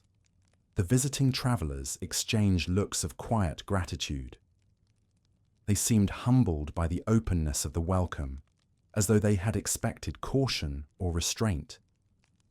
Their faces bore the subtle weariness of long roads, not the exhaustion of hardship, but the softened fatigue of people who had walked many miles searching for something they could not yet name. "Who are they?" the traveller whispered softly to the guide. "People of a distant coast," the guide replied in hushed tones. "Their ancestors crossed oceans, deserts and forests. When their journeys bring them here, they come not to settle, but to learn. The land speaks differently to each of them." The elder extended a hand, inviting the new arrivals to join their small group. They walked together toward a gentle rise in the plains, where the grasses parted to reveal smooth stones arranged in circles, resting places for wanderers. The stones were warm beneath the constant sun, and the air here seemed to brighten as if acknowledging the meeting of many paths. As everyone settled, the distant travellers began to share pieces of their story. Not through long speeches, but through small fragments of their journey that wove naturally into conversation. Their voices were calm, carrying a rhythm shaped by wind-swept shores and long open roads. "We come from the coast where the waves are restless," one of them said. "The sea sings with many moods there, sometimes soft as sleep, sometimes fierce as winter winds. We learn to listen to its changes." Another traveller gestured to the horizon. "Our lands grow dark each year for long cycles, not like this gentle place. The night teaches patience, but it also teaches longing." A third nodded, their eyes drifting toward the circling sun. "We heard stories of this realm from our elders, a land of unbroken light, of calm winds, of people who walk in harmony. We wish to see if such a place truly existed." The elder listened with deep attention, their expression warm and thoughtful. "You have walked far," they said. "Hyperborea receives those who come with peaceful hearts. Here, light does not rush. Here, harmony takes root." The visitors looked around, taking in the glow of the plains, the soft hum of the distant rivers, and the gentle sway of grasses that shone like threads of gold. Their faces softened, as if recognizing something long hoped for. One of them leaned slightly toward the traveller. "Do you dwell here?" they asked gently. The traveller smiled, uncertain. "I walk here now." The visiting wanderer nodded, as though understanding more than the traveller expected. "This place changes those who enter it. The land listens. It breathes with you." The group fell into a shared quiet, watching as the sun traced its slow path along the horizon. The steady light cast long, peaceful shadows across the plain. Somewhere far off, a bird released a soft, melodic call that floated through the still air like a drifting note. After some time, the elder rose. "Come," they said. "There is a place where we welcome all who journey here. You shall rest and hear the voice of the rivers." They led both the traveller and the visiting wanderers to a nearby glade where water flowed in gentle streams that intertwined like flowing ribbons. Hyperboreans waited there, offering bowls of cool herbal water and woven mats for sitting, the visiting travellers accepted with quiet gratitude, lowering themselves into the soft grass. Here, the air felt rich with the fragrance of blossoming plants, warm, earthy, and soothing. The threads of water shimmered beside the group, carrying faint echoes of distant springs. For a while, no one spoke. Words were no longer needed. The calm of the valley, the harmony of the streams, and the quiet companionship of distant travellers created a shared space of peaceful connection. Eventually, the elder broke the silence. "You come seeking clarity," they said. "What is it that weighs on your hearts?" The tallest visitor lowered their gaze. "Our lands change, seasons shift, winds grow colder. We search for understanding." The elder's eyes softened. "The world beyond our mountains carries many rhythms, some gentle, some turbulent, but all things change." "Is there guidance here?" another asked. "Something we may bring home?" The guide answered with simple wisdom. "You cannot bring our sunlight or our rivers with you, but you can bring the harmony you learn." The visitors nodded. The answer seemed to settle into them like warm light sinking into cool water. When the travellers had rested, the elder clasped their hands gently. "Tonight, you will share our hearths," they said. "And tomorrow, the land itself will show you the next step on your path." As the group rose together, the traveller realised something quietly profound. Hyperborea was not a land closed off from the world. It was a place of welcome, a place where distant paths converged, where heart-seeking balance could pause, breathe, and remember the gentleness that the wider world often forgot. And as the circling sun cast soft gold across the glade, the traveller felt the warmth of shared journeys weaving together, guiding them toward the next unseen chapter of the Northern Realm. The evening after the distant travellers were welcomed, the valley where they rested grew unusually quiet. The grasses swayed with the same calm rhythm, and the golden streams still whispered soothing melodies, yet something subtle stirred in the air, a faint shift, like the breath before an unknown change. The traveller noticed it first, as a sensation along the skin, a slight coolness threading through the usual warmth. The elder paused mid-step, their gaze lifting toward the horizon. The guide followed their eyes, then offered a soft, knowing smile. "The sky is changing," they whispered. "It does so rarely, but always with meaning." The traveller looked up. For as long as they had walked through Hyperborea, the circling sun had moved in a steady path, bathing the land in warm hues that shifted from gold to rose and back again. But now, along the northern rim of the sky, the light deepened. Hints of silver threaded through the warmth, forming a delicate sheen like frost on glass. The visiting wanderers noticed it too. One of them stepped forward, awe widening their eyes. "Does the day fade?" they asked softly. "No," the elder replied, "but the sky remembers that even eternal light has moments of contemplation." As they spoke, the silver sheen expanded across the horizon, unfurling slowly like a thin, translucent curtain. It wasn't a storm in any familiar sense.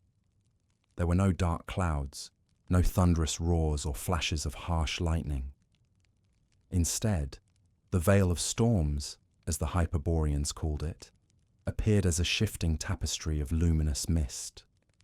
It drifted across the sky with graceful slowness, shimmering in soft shades of pearl, blue, and violet. The air grew cooler, tinged with a faint metallic scent, clean and crisp, like air freshly cleared by snow. A gentle hush fell over the valley. Hyperboreans paused their tasks, lifting their faces toward the sky with expressions of deep respect. "It is beautiful," the traveller whispered, watching as the luminous veil rippled gently as though breathing. The elder nodded. "The veil comes when the land wishes to remind us of balance. Even light requires contrast. Even harmony must flow." The veil stretched across the heavens until the circling sun appeared to drift behind it. The light that filtered through became diffuse, bathing the plains in soft silver-gold tones. Shadows deepened slightly. Not enough to create fear, but enough to feel like a quiet pause in the world's breath. The visiting travellers exchanged looks of wonder and uncertainty. "Does this bring danger?" one asked. "No," the guide assured them softly. "It brings reflection." A gentle wind rose, carrying a cool whisper that slid through the grasses and brushed against the skin like chilled silk. The traveller felt a shiver, not of fear, but of anticipation, as though the land itself had shifted into a deeper layer of meaning. The elder motioned for the group to follow. "Come," they said. "There is a place where we observe the changing sky. It will give you understanding." They led them toward a low ridge at the edge of the valley. The grass here grew short and soft, shaped by countless generations of feet that had stood watching the veil pass overhead. The ridge offered a clear, unobstructed view of the sky as the silver mist deepened and began to ripple like flowing water. The elder spread their hands toward the horizon. "This is not a storm of wind and thunder," they explained. "It is a storm of light and memory. When the veil appears, it brushes against the oldest patterns in the sky, stirring echoes we cannot see but can feel." As the traveller watched, faint streaks of pale blue coursed through the mist, curling like slow-moving streams. Within those streams, subtle shifts in brightness pulsed in gentle rhythms. It was almost as if the sky itself was humming a quiet, ancient tune. The guide spoke softly. "Long ago, when our people first settled these lands, they learned that the veil carries lessons. It asks us to slow our thoughts to listen more deeply, to watch the world with softer eyes." The visitor from the coast furrowed their brow. "In our lands, storms bring fear." The elder responded with gentle kindness. "Here they bring stillness." The wind strengthened slightly, though it remained soft. It carried the fresh scent of the northern mountains, cold stone, distant ice, and the faint sweetness of frozen herbs. The grasses bent in long waves, and the golden rivers shimmered with muted light, their usual glow diffused into soft, trembling reflections. One of the distant travellers leaned close to the shimmering water's edge and dipped their hands into the stream. A gasp escaped them. "It feels cold," they whispered, "yet calming, as if the river holds the sky's breath." The guide nodded. "The veil touches everything gently. Even the rivers remember its passing." The traveller closed their eyes and inhaled deeply. The cool air seemed to settle in their chest, clearing their thoughts with surprising clarity. Emotions that had lingered in quiet corners of the mind. Questions, uncertainties, longings seemed to soften, rising gently like mist before the sun. The elder seated themselves upon a smooth stone and motioned for the others to join them. "When the veil appears," they began, "we gather to reflect on the paths we walk. The land asks us to look inward, to understand what we carry. It reminds us that even in a world of endless day, There are moments of quiet shadow, not of fear, but of rest. The traveller listened closely. The silver shimmer of the sky cast gentle hues across their skin, painting them in soft lavender and pearl. The forms of the Hyperboreans sitting nearby appeared almost otherworldly, bathed in shifting light as if carved from moonlit water. A distant rumble echoed, not thunder, but a deep resonance like a vast bowl struck by a gentle hand. The ground hummed faintly beneath them, and the veil's colours responded, forming smooth ripples across the sky. "What is that?" one of the visiting wanderers asked softly. "The mountains," the elder replied. "They hear the veil and answer with their own song. It is their way of keeping the balance." The traveller felt the sensation through their palms, pressed against the earth. A slow, grounding vibration that blended with the cool air and quiet light. It was strangely comforting, like a reminder that even the vastness of nature moved in harmony. After a time, the veil began to thin. The silver mist softened, drifting higher into the sky like lifting fog. The circling sun emerged once more, its warm glow mingling with the fading shimmer. Shadows lightened. The wind calmed. The valley exhaled. The elder rose with a serene smile. "The sky has spoken," they said. "Now it is our turn to listen within." The visiting travellers exchanged thoughtful glances. Whatever they had sought, guidance, certainty, balance, something in the veil had stirred a deeper understanding in each of them. The traveller, too, felt changed. Not in a dramatic way, but softly, like a step taken onto a clearer path. As they descended the ridge together, the last traces of the veil shimmered faintly overhead, fading into the bright arc of the eternal sun. And the land, washed in renewed light, welcomed them back into its gentle embrace, guiding them toward the mysteries that waited beyond the next horizon. With the veil of storms lifted and the sky returned to its warm, steady glow, the valley felt touched by a quiet renewal. The grasses shimmered with soft golden hues, as though the lingering traces of silver mist had enriched their light.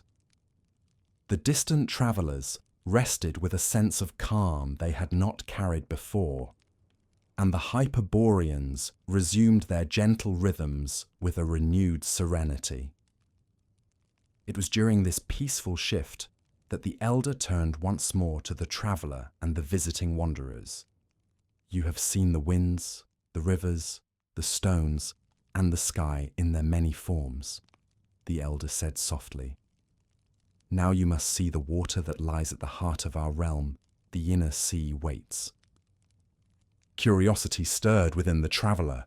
They had seen rivers and lakes glowing with soft radiance, but an entire inland sea, held in such a gentle land, seemed like a dream spoken of in distant stories. The guide gestured toward the east, where faint ripples of silver blue shimmered along the horizon. "It lies beyond the quiet plains and the crescent hills," they said. "The inner sea carries our oldest legends. Its waters hold memories older than even the threshold stones." Together, the group set off, the Hyperborean hosts walking with their familiar, effortless grace, the visitor group following with growing anticipation. The traveller walked between the two, feeling a hum of quiet wonder thread through the land.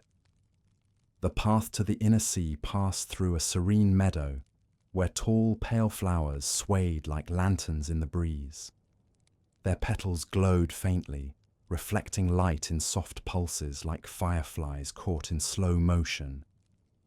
The visiting wanderers paused to admire them, brushing their fingers lightly across the delicate blooms. These flowers only grow near the sea, the guide explained, picking one carefully and cupping it in their hands. They open fully when the waters are calm, and close when the sea deepens in thought. Deepens in thought? The traveller echoed gently. The elder smiled. You will understand when you see it. Beyond the meadow, the land dipped into wide crescent-shaped hills that flowed like frozen waves. The grasses here grew softer, finer, almost like strands of silk brushing lightly against the ankles as they walked. The breeze carried a faint coolness that hinted at large waters ahead. As they climbed the final rise of the hills, the traveller felt the air shift again, humid but refreshing, touched by a hint of something ancient. And then the view opened. The inner sea stretched out before them in a vast expanse of shimmering light. Its surface glowed in hues of pale silver, blue and gold, shifting in gentle patterns like the smooth inside of a seashell. Unlike ordinary seas, there were no crashing waves or loud tides. Instead, its waters moved with slow, thoughtful currents, forming wide circles that spiraled outward in perfect harmony. Around the edges of the sea, the shorelines curved gracefully, carved into sweeping arcs that looked as if shaped by the steady breath of the land itself. Smooth stones lay scattered along the beach, each polished by countless cycles of gentle water. The light, reflected from the sea, danced across these stones in soft, fluid ripples. The visiting travellers stood in quiet awe. One of them whispered, "It looks like a sky resting upon the earth." The elder nodded. "This sea reflects more than light. It reflects the flow of our thoughts, our stories, and the cycles of our lives." As they descended toward the shoreline, the traveller noticed that the water's movement was unlike any they had seen. Each wave, though small, seemed to rise and fall with intention, as though responding to an unseen rhythm. And when a breeze passed across the surface, the ripples shimmered in overlapping circles, forming patterns that looked almost like writing, shifting too quickly to be fully read. "This sea is alive," the guide whispered, "not with creatures of flesh and bone, but with memory." They stopped at a quiet inlet, where the water lapped slowly against the shore. The elder knelt and placed their hand upon its surface. The water glowed gently around their fingers. "Long before our people settled the plains and built the temples," the elder said, "they lived by these waters. Here they spoke their first stories. Here they learned that the world listens." The traveller knelt as well and dipped their fingertips into the sea. The water was warm, surprisingly so, like stepping into a shallow pool heated by sunlight long after sunset. Yet beneath the warmth was a depth that hinted at something far older. A faint feeling drifted through their senses, something like the impression of voices murmuring across a distant expanse. "What do you feel?" the elder asked quietly. The traveller closed their eyes. Warmth, calm, but also something underneath. The elder nodded. "That is the heart of the sea. It holds the echoes of our earliest songs." They rose and guided the group along the shoreline. Small glowing plants grew close to the water's edge, their roots touching the moist stones. Hyperboreans tended these plants with gentle hands. Others sat upon smooth rocks, their eyes closed, as if listening to something deep within the waves. A cluster of elders stood near a long, curved pier made of pale wood. As the group approached, the elders turned and offered gentle smiles. Without speaking, they gestured toward the water, inviting the newcomers to join them at the edge of the pier. The elder accompanying the traveller took a seat and motioned for the others to follow. When we speak of the inner sea, they said, we speak of a place where stories gather, not written stories, but stories felt, the memories of the land, the breath of the wind, the rise and fall of our hearts. One of the visiting wanderers leaned forward, captivated. Do you mean the sea listens? In its way, the guide replied. It listens and it responds. They pointed toward the center of the sea, where a faint glow pulsed beneath the water. When many hearts gather near the shoreline, the guide continued, the sea becomes brighter. When people are troubled, it becomes still. When we sing, it carries our harmony. The traveller watched the glow intensify slightly as the group sat together. It shimmered in slow, spreading circles, like a heartbeat moving across the water's surface. What is it doing now? The traveller whispered. It is greeting you, the elder said. It feels your presence. The visitors exchanged looks of awe. One placed their hand into the water, and the glow brightened once more. Your people truly live in harmony with the land, they said softly. Where we come from, the sea is powerful, but unpredictable. Our sea can be unpredictable too, the elder said gently. But when it deepens in thought, when its light fades or rises too quickly, we listen, we gather, we reflect. The traveller felt a warmth spread gently through their chest, as if the sea's quiet heartbeat resonated within them. Is this why you come here? They asked. To remember. The elder nodded. To remember and to understand. Everything in Hyperborea teaches us. The rivers, the winds, the stones, even the sky. But the inner sea shows us how all things come together. They sat quietly for a long moment, listening to the gentle movement of the water. The glow pulsed softly beneath the surface, responding to their quiet presence. Then, slowly, the elder stood. There are deeper legends, they said. Stories of what lies beyond the horizon of this sea. Stories of paths that lead toward the heart of Hyperborea, a place most wanderers see only in dreams. The traveller's breath caught softly. The visitors leaned in with quiet anticipation. If your steps remain steady, the elder continued, the next part of your journey will lead you there. The wind brushed across the sea, carrying a soft, melodic sigh that rippled across its glowing surface.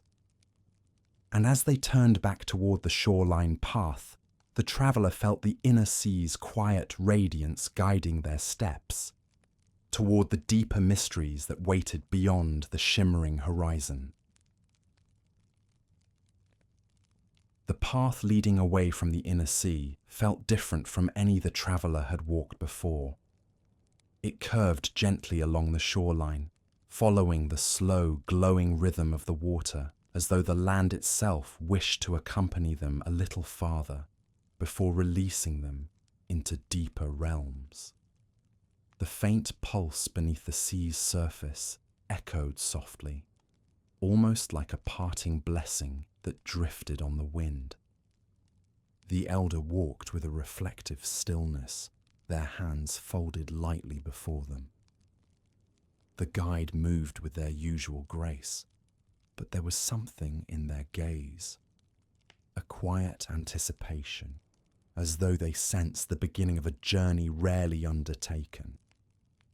The distant visitors followed close behind, their steps reverent, their earlier fatigue softened by rest, reflection, and the sea's gentle radiance. After some time, the path shifted away from the water and dipped into a broad plain. The grasses here were shorter, coloured with soft shades of silver and pale green. They bent easily underfoot, releasing faint, mint-like scents with each step. The air grew subtly cooler, not in a harsh or unsettling way, but like the first breath of evening after a warm day. The elder stopped at the crest of a low hill. Below, the land opened into a wide, graceful expanse. A valley shaped like a shallow bowl, carved with incredible precision. At its center rose a broad, low structure of pale stone, ringed by concentric paths that rippled outward like the waves of a still pond disturbed by a single drop. "This," the elder said quietly, "is the beginning of the great journey." The traveller felt a gentle shiver of anticipation. The distant wanderers exchanged looks, as if recognizing that something sacred lived here, something older, quieter, and deeper than the legends that had led them north. Hyperboreans moved through the valley in slow, fluid patterns. Some walked along the concentric paths, their movements deliberate and meditative. Others stood near the central structure, their palms placed upon its smooth stone surface, as if listening for something beneath. The entire valley carried a hum, faint, nearly imperceptible, but undeniably present. It felt like the resonance of a distant memory, vibrating softly through the earth. "What is this place?" the traveller asked. The guide answered in a whisper. "This is the circle of first steps. All who journey toward the heart of Hyperborea begin here. The land itself guides the path onward." The elder nodded. "The heart of our realm is not a place one can seek directly. It reveals itself only to those who walk with quiet clarity. This valley prepares the traveller, aligning their breath, their steps, and their thoughts with the harmony that lives deeper within our land." They descended the hill together. As they walked into the valley, the hum rose slightly, resonating through the soles of their feet like a soft vibration.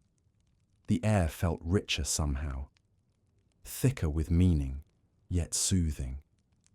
The traveller sensed that each breath carried something subtle, something that seemed to settle gently into the spirit.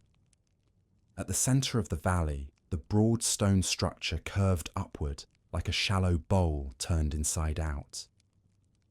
Its surface bore flowing patterns that spiraled outward in perfect balance, reminiscent of rivers, winds, and the circling sun. The traveller approached with reverence.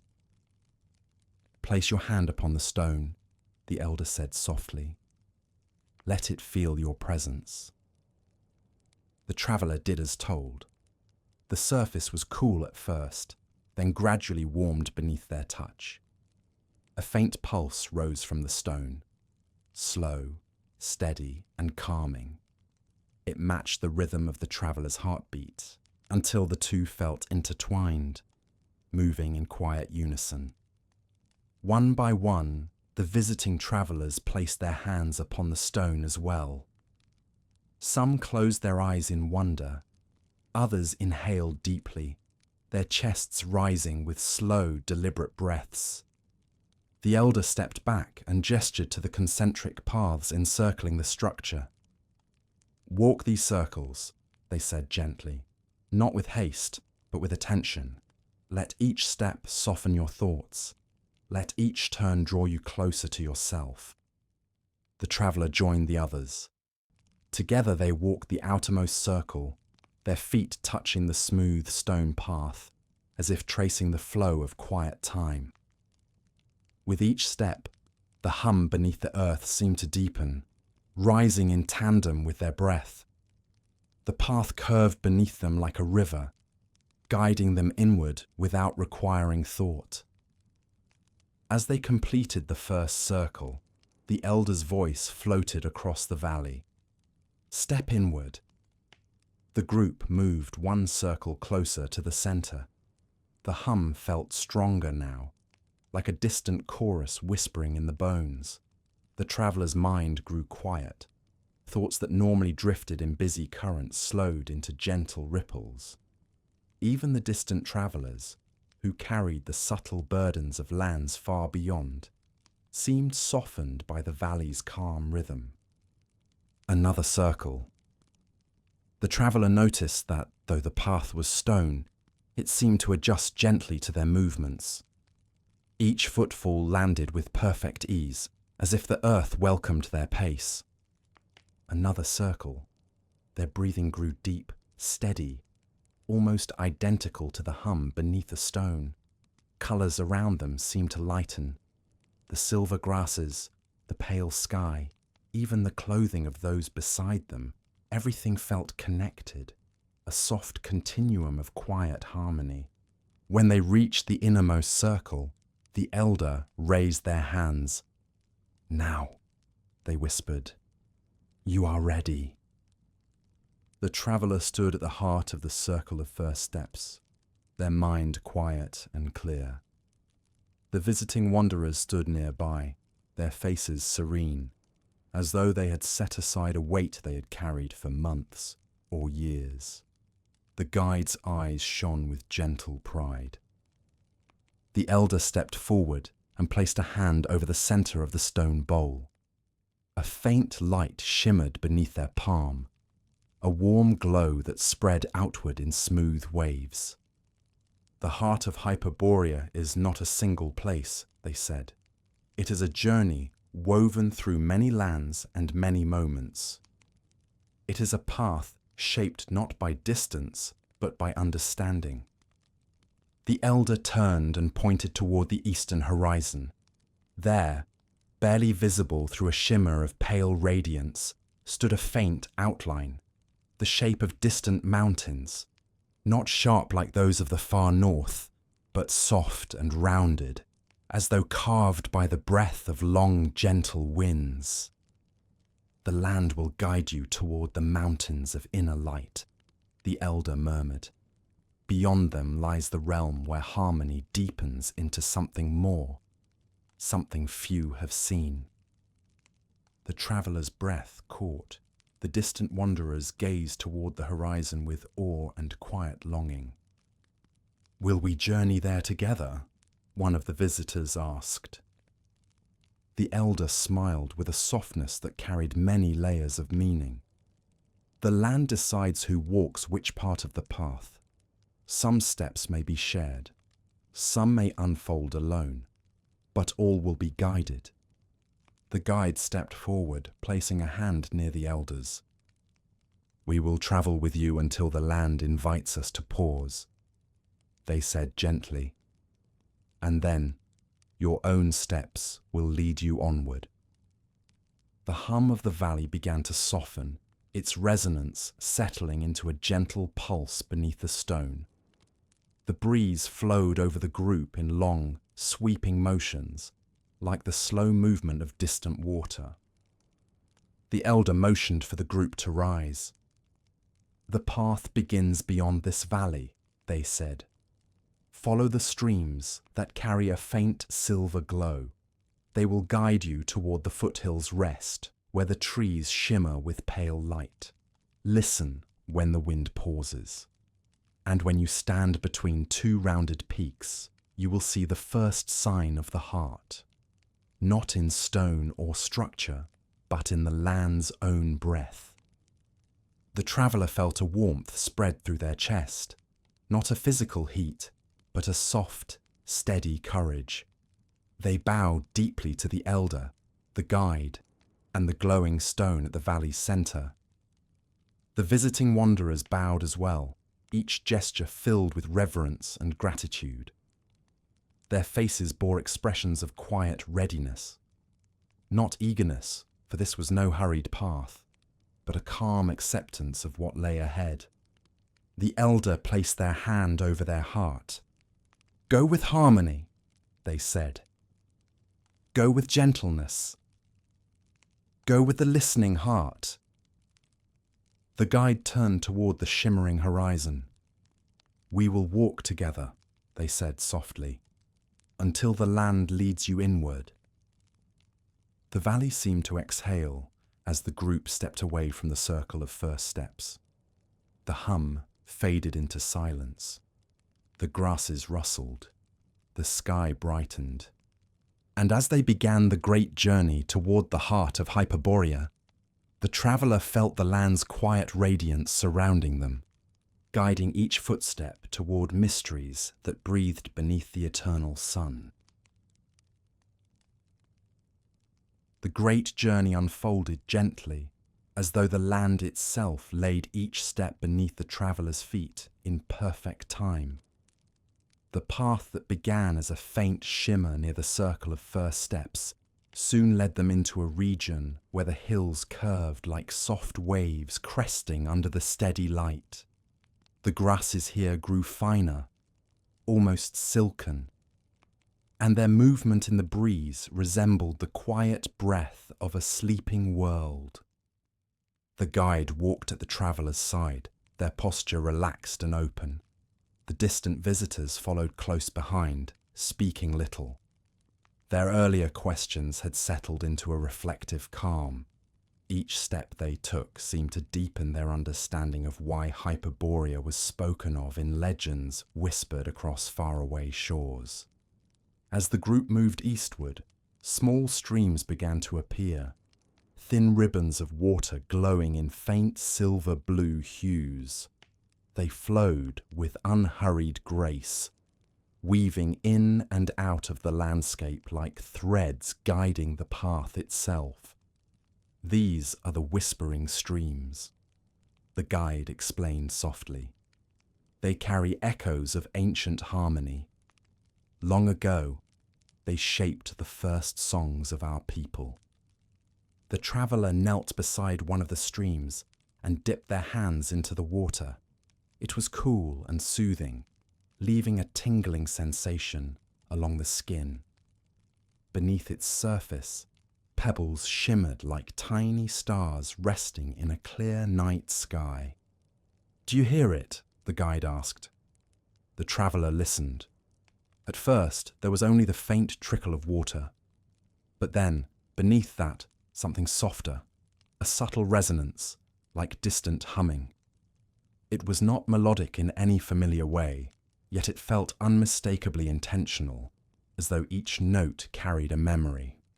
"Yes," the traveller whispered. "It feels like a voice." The guide smiled. The streams remember the oldest days. When our ancestors walked these lands, they learned to hear the echoes hidden within the water. The land spoke to them through gentle patterns, the flow of rivers, the drift of wind, the shimmer of light. The distant visitors approached the stream with reverence, bowing their heads. Their expressions carried wonder, but also a quiet humility. They had travelled through regions where nature was often unpredictable, sometimes fierce.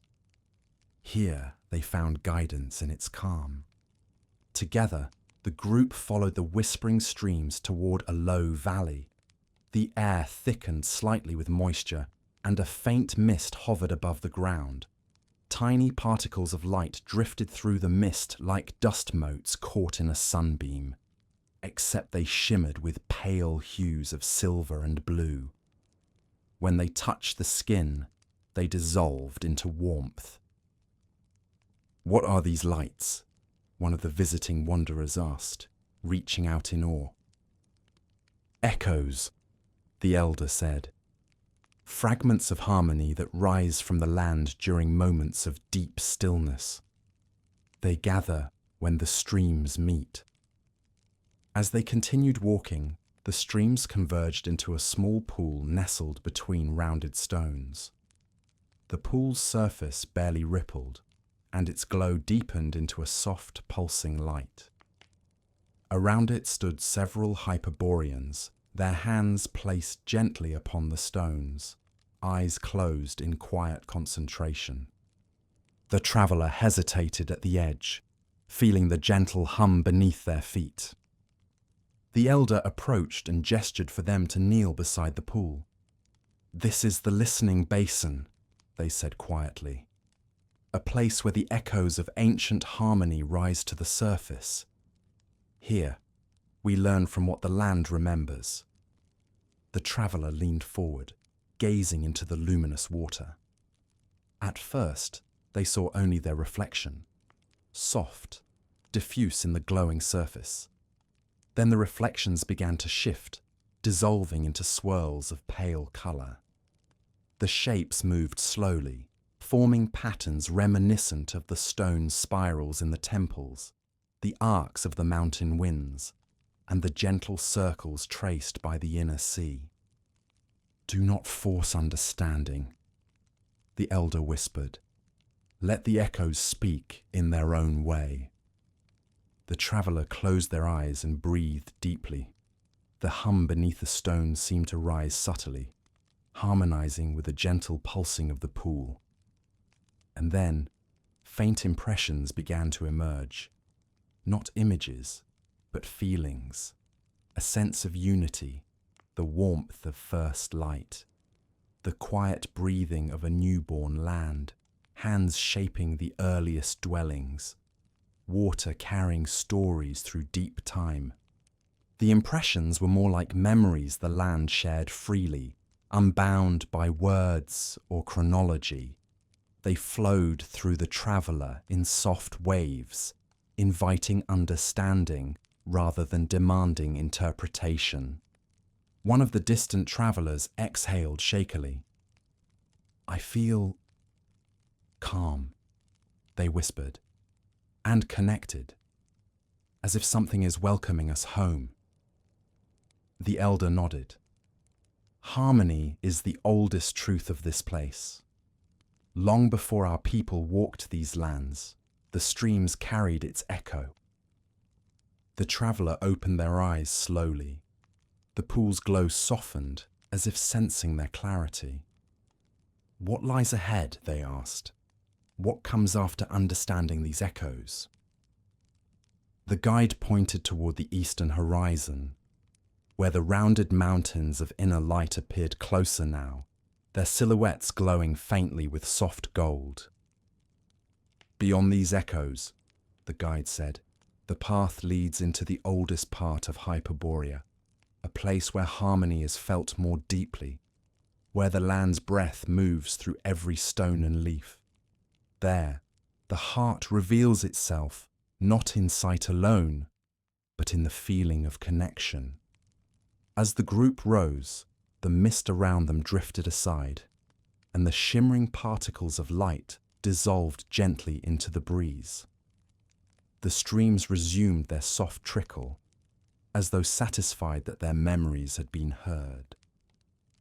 The elder bowed toward the basin. The Hyperboreans tending the stones bowed in return, acknowledging the traveller's shared experience. Then the elder led the group onward. The path narrowed slightly as it moved toward the foothills. Trees began to appear, slender trunks with pale, shimmering bark that reflected light like polished stone. Their leaves rustled with a sound that resembled distant whispers, carrying the familiar tonal patterns of the streams. "These are the echo trees," the guide explained. "They grow only where harmony has settled for many, many cycles. They listen, they remember, and they guide." The traveller brushed a hand lightly against one of the trunks. The bark felt warm. A faint pulse moved beneath the surface. "It feels alive," the traveller murmured. "It is," the elder said. "Everything in Hyperborea carries life. But here, the life of the land and the life of its people move together." As they continued along the path, the mountains of inner light rose higher, looming like ancient guardians carved from glowing stone. Their slopes were covered in dense fields of the shimmering trees, forming a landscape that flickered gently in the wind. The visiting wanderers paused, breathless with awe. "We have never seen such a place," one whispered. "It feels as though the land is speaking." "It is," the guide replied. "And the deeper you walk, the clearer its voice becomes." The path wound upward into the foothills. The air carried a hush that felt sacred, a silence full of presence, like the quiet between heartbeats. The traveller felt it settle inside them, calming, grounding. Finally, they reached a wide plateau. The ground here shimmered faintly, as though lit from below. At the plateau's centre lay a single smooth stone platform. It bore no carvings, no markings, yet carried a resonance that felt older than any temple or threshold. The elder stepped onto the platform and turned to face the group. "You have felt the echoes," they said softly. "You have listened to the land's oldest songs. Now you stand on the threshold of the inner heart." A soft breeze rose, carrying the faint hum of the streams below. "This place," the elder continued, "is where the heart chooses how to reveal itself. Not through stone, not through temples, but through the stillness that settles when one walks with clarity." The traveller inhaled slowly, feeling the air settle into their lungs like a calm flame.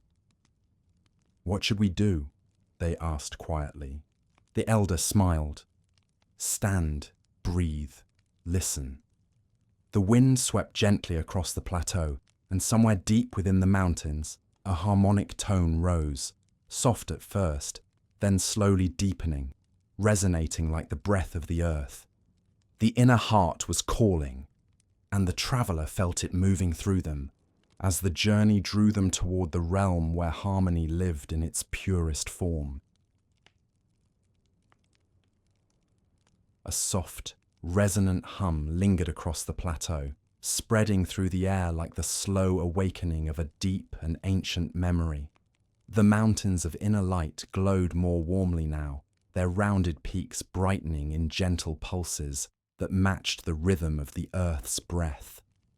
The traveller, the guide, the elder, and the distant wanderers stood still, allowing the harmony to move through them. "What you feel," the elder whispered, "is the beginning of the inner heart's unveiling.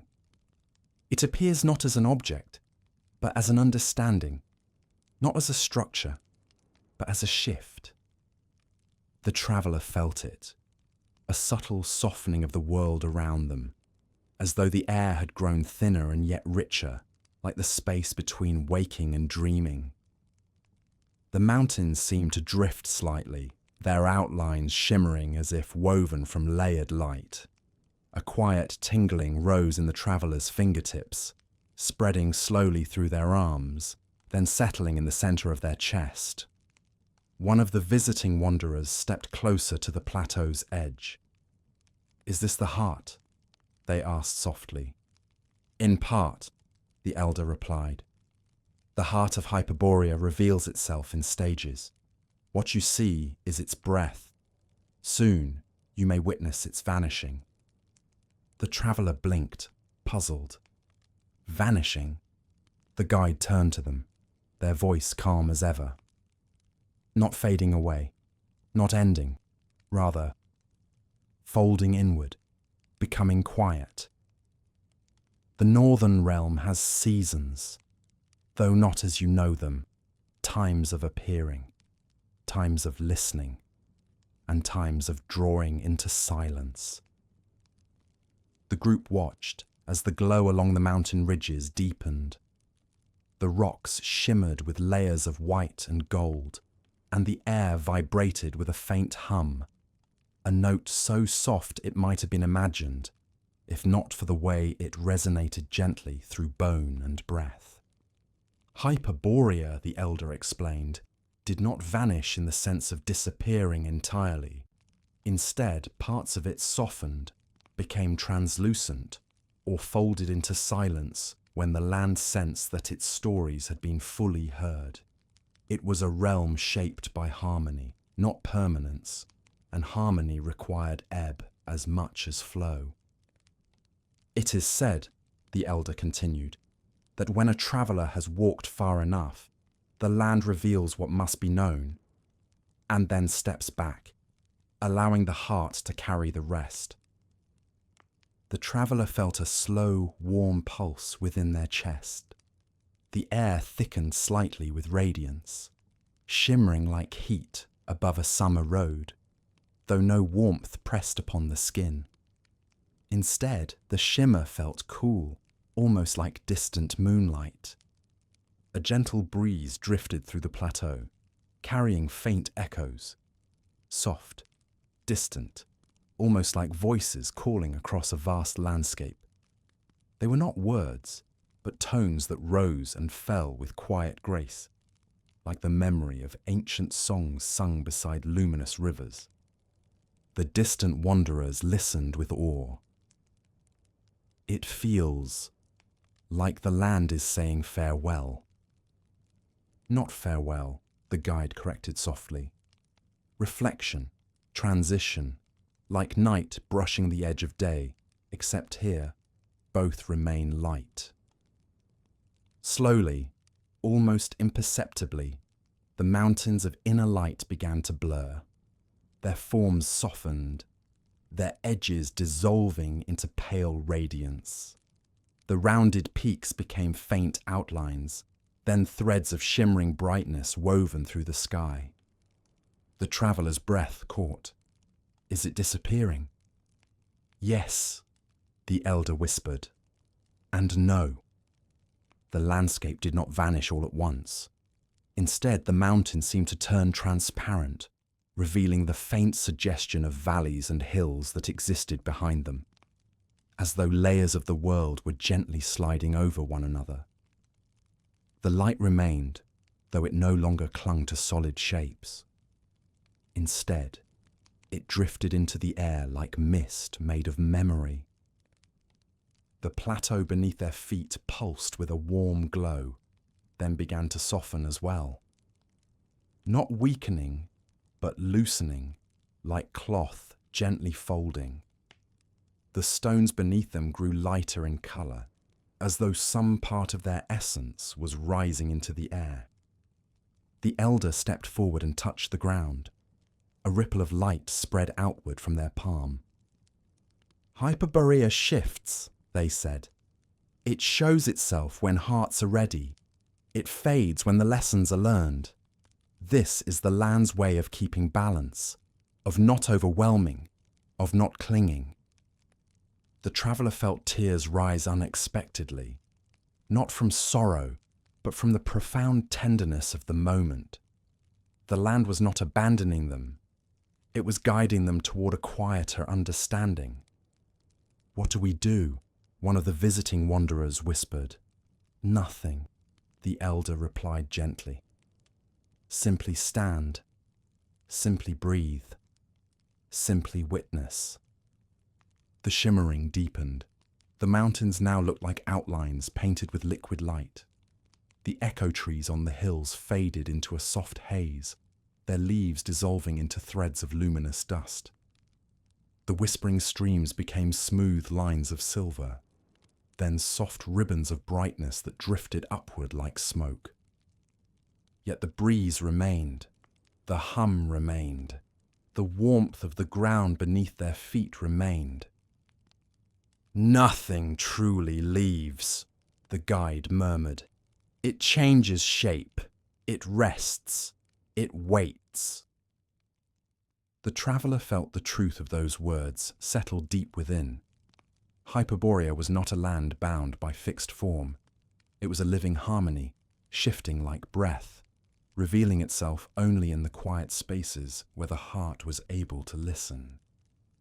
As the light-filled scene continued its slow transformation, the elder raised their hands. This is the vanishing of the northern realm, they said. A moment that comes not with fear, but with gratitude. For the land trusts that you now carry its harmony within you. The visiting wanderers bowed their heads, their expressions filled with reverence. The traveller did the same, feeling the pulse of the plateau beat in time with their own heart. Gradually, the light began to settle. The shimmering softened, condensing into faint glows that drifted downward, like falling petals of brightness. The mountains reformed as gentle silhouettes. The echo trees returned, their outlines clear once more. The whispering streams regained their rippling clarity. Hyperborea had not disappeared. It had breathed. It had moved inward. It had taught. The elder lowered their hands and exhaled softly. The vanishing reminds us that harmony is not held by the land alone, they said. It lives in those who listen. It lives in those who walk gently. The traveller opened their eyes fully. The land was familiar again, though something within it, and within them, had shifted. The guide smiled gently. Your journey is not over. There is one more memory to walk, one more harmony to hear. The traveller nodded, sensing the quiet finality of what lay ahead. And as they stepped from the plateau, the soft glow of the vanishing realm lingered in their heart, guiding them toward the final steps of Hyperborea's timeless story. The glow of the vanishing realm still lingered in the traveller's senses long after the plateau had quieted. Even as the mountains of inner light regained their soft contours, and the whispering streams flowed once more along their familiar paths, something within the air remained profoundly changed, as though the land had left its imprint in every drifting particle of light. The guide walked ahead in thoughtful silence, their steps gentle but sure. The elder's presence beside the traveller felt different now, softer yet deeper, as though the shimmering transformation they had witnessed had touched even their ancient spirit. The land breathes with you now, the elder said quietly. You have seen its heart shift. And so the next part of your journey is not outward, but inward. They stepped into a meadow where the grasses grew in small circular patterns, their tips illuminated in delicate hues ranging from pale lavender to soft gold. As the breeze moved through them, the circles seemed to ripple outward, like the soft rings formed when a pebble is dropped into calm water. These are the memory circles, the guide explained, places where the past drifts gently through the present. The visitor group looked around with quiet amazement. One of them knelt and touched the glowing grasses, watching as their fingertips triggered a gentle shimmer that radiated outward through the ring. It responds to us, they murmured. Yes, the elder replied. For all who walk these circles carry stories within them, and the land listens. From the center of the larger circle rose a group of echo trees, slender and luminous, their branches swaying even without wind. Their leaves produced soft tones as they brushed together, forming a melody so gentle it resembled a distant lullaby.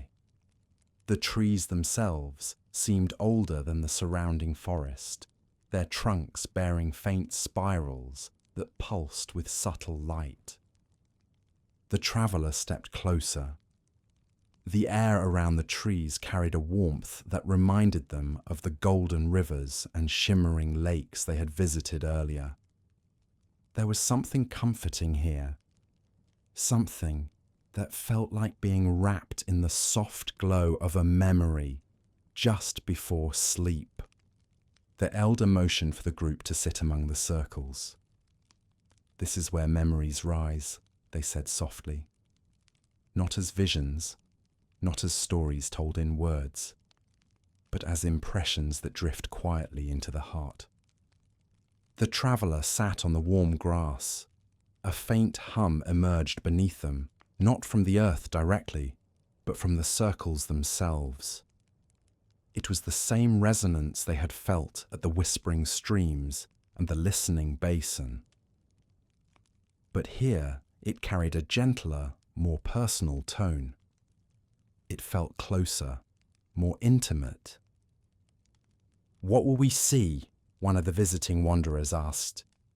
"What you need," the elder responded. "Nothing more, nothing less." The traveller closed their eyes. For a moment, there was only silence, a deep, calming stillness that washed through their thoughts. Then, slowly, impressions began to rise. Not vivid images, but soft shapes. A memory of the golden river flowing past smooth stones, warm beneath the circling sun. The hum of the tower where the wind carried its soft ancient song. Faces of Hyperboreans greeting with gentle nods, hands placed over hearts in quiet welcome. The laughter of children weaving simple toys beneath the light of day. The shimmer of the veil of storms as it drifted like silver silk across the sky. These impressions appeared not as separate events, but as seamless pieces of a single tapestry, moments woven together into a broader understanding of harmony. Each memory felt alive, touched by the land's quiet presence. The traveller felt a warmth rise in their chest, not unlike the glow they had sensed from the heart memory in the silent archives. A calm filled them, deep and quiet, as though the land was gently reminding them of everything they had witnessed, everything they had learned, everything they now carried. One of the visiting wanderers let out a soft breath.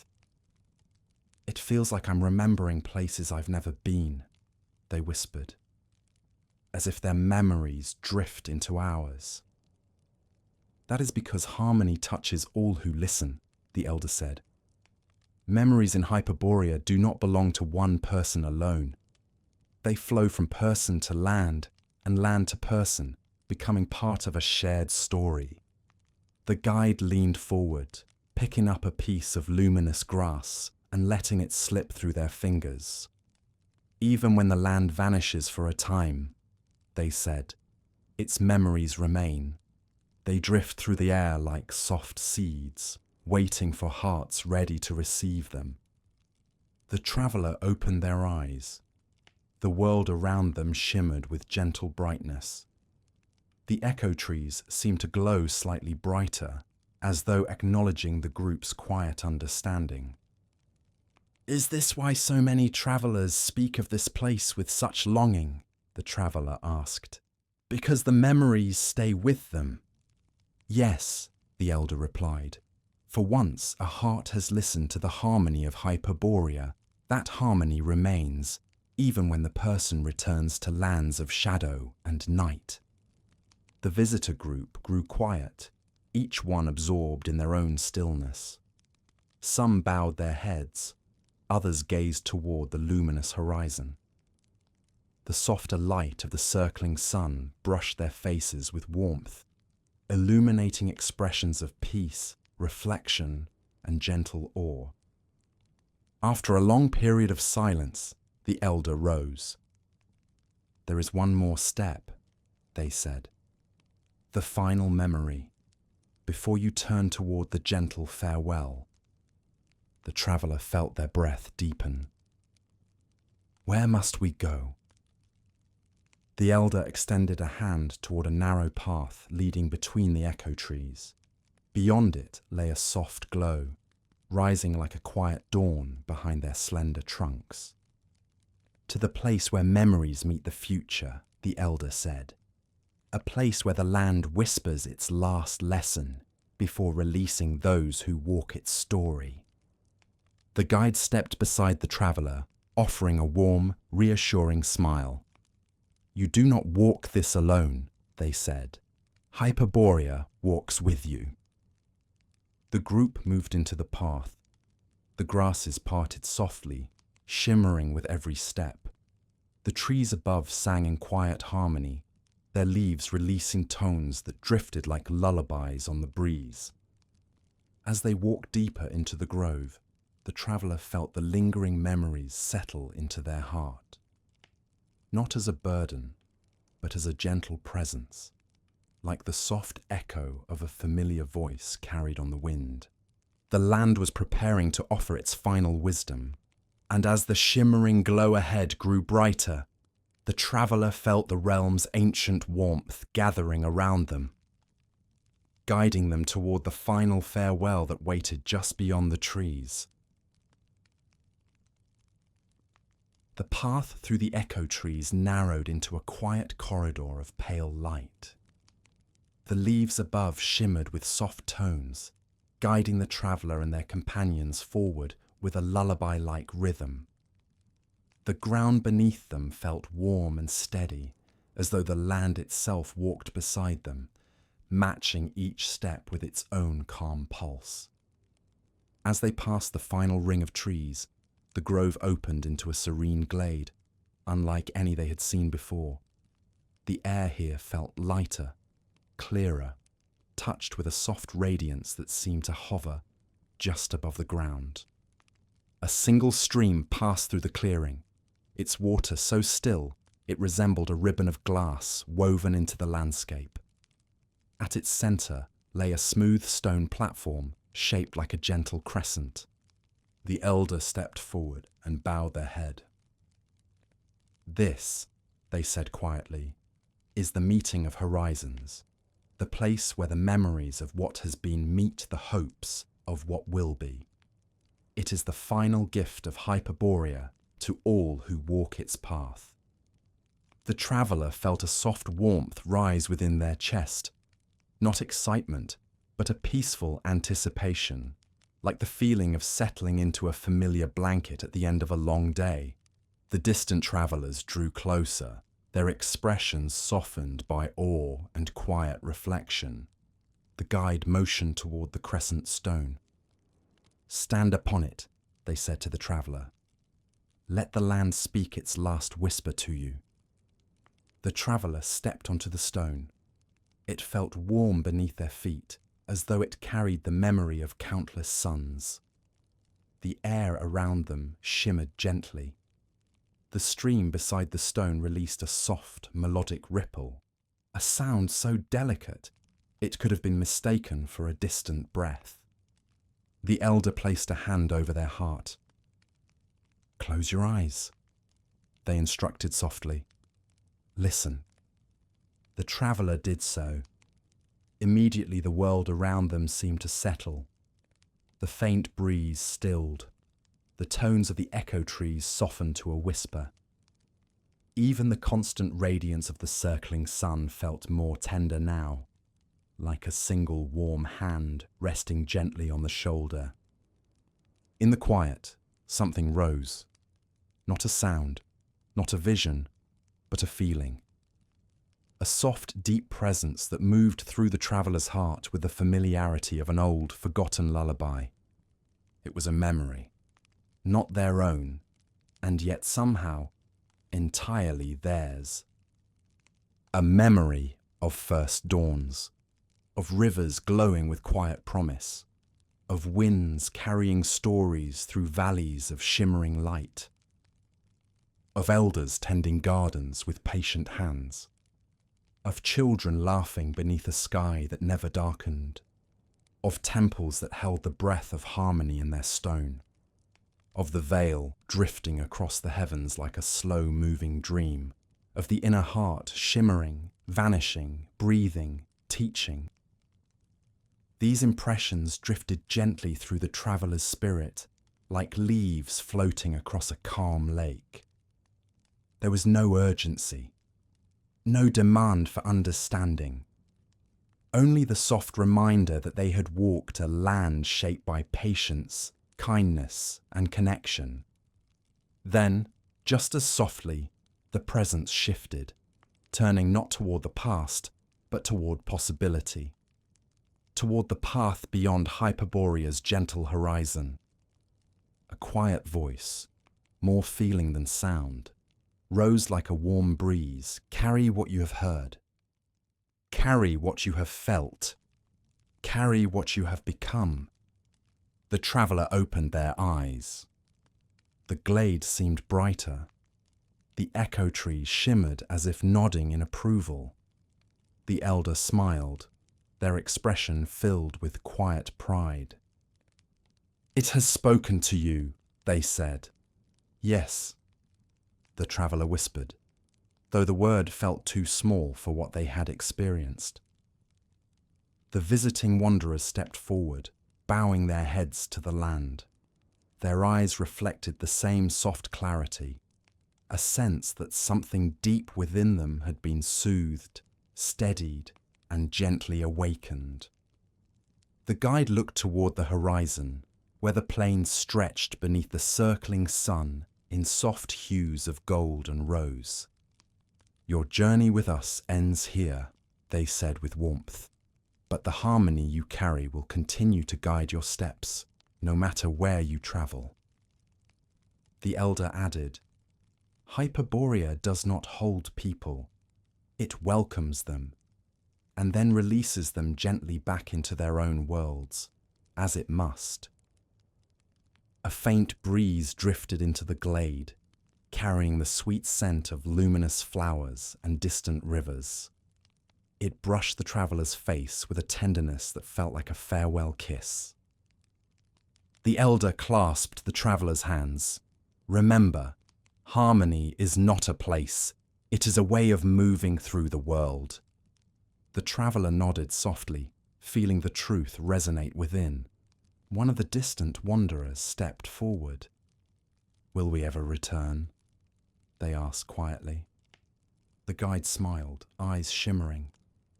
"If your hearts need it, the land will call to you, sometimes in dreams, sometimes in the quiet moments before dawn, sometimes in memory." They gestured toward the path that led gently out of the glade. "And when it calls, you will know the way." The group turned toward the open landscape. The grasses parted for them, shimmering as if bidding them farewell.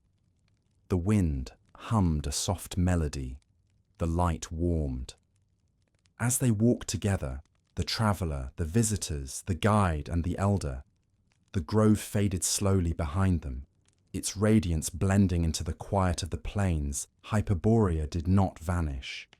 It simply settled into stillness, like a gentle thought resting at the back of the mind. And the traveller felt no sadness, only gratitude, only warmth, only the soft, steady rhythm of harmony echoing through their heart. At the crest of the final hill, the elder paused. "Here," they said, "your journey returns to your own story. But remember, whenever you breathe calmly, whenever you listen gently, whenever you seek balance, Hyperborea walks beside you." The traveller took one last look at the glowing horizon, letting the memory settle deep within. And then, with a peaceful heart, they stepped into the path that awaited them. The circling sun drifted above, its radiance soft and eternal, and the northern wind carried its final tender whisper, "Rest well, wanderer. May your dreams be gentle. May your nights be peaceful, and may harmony walk with you wherever you go."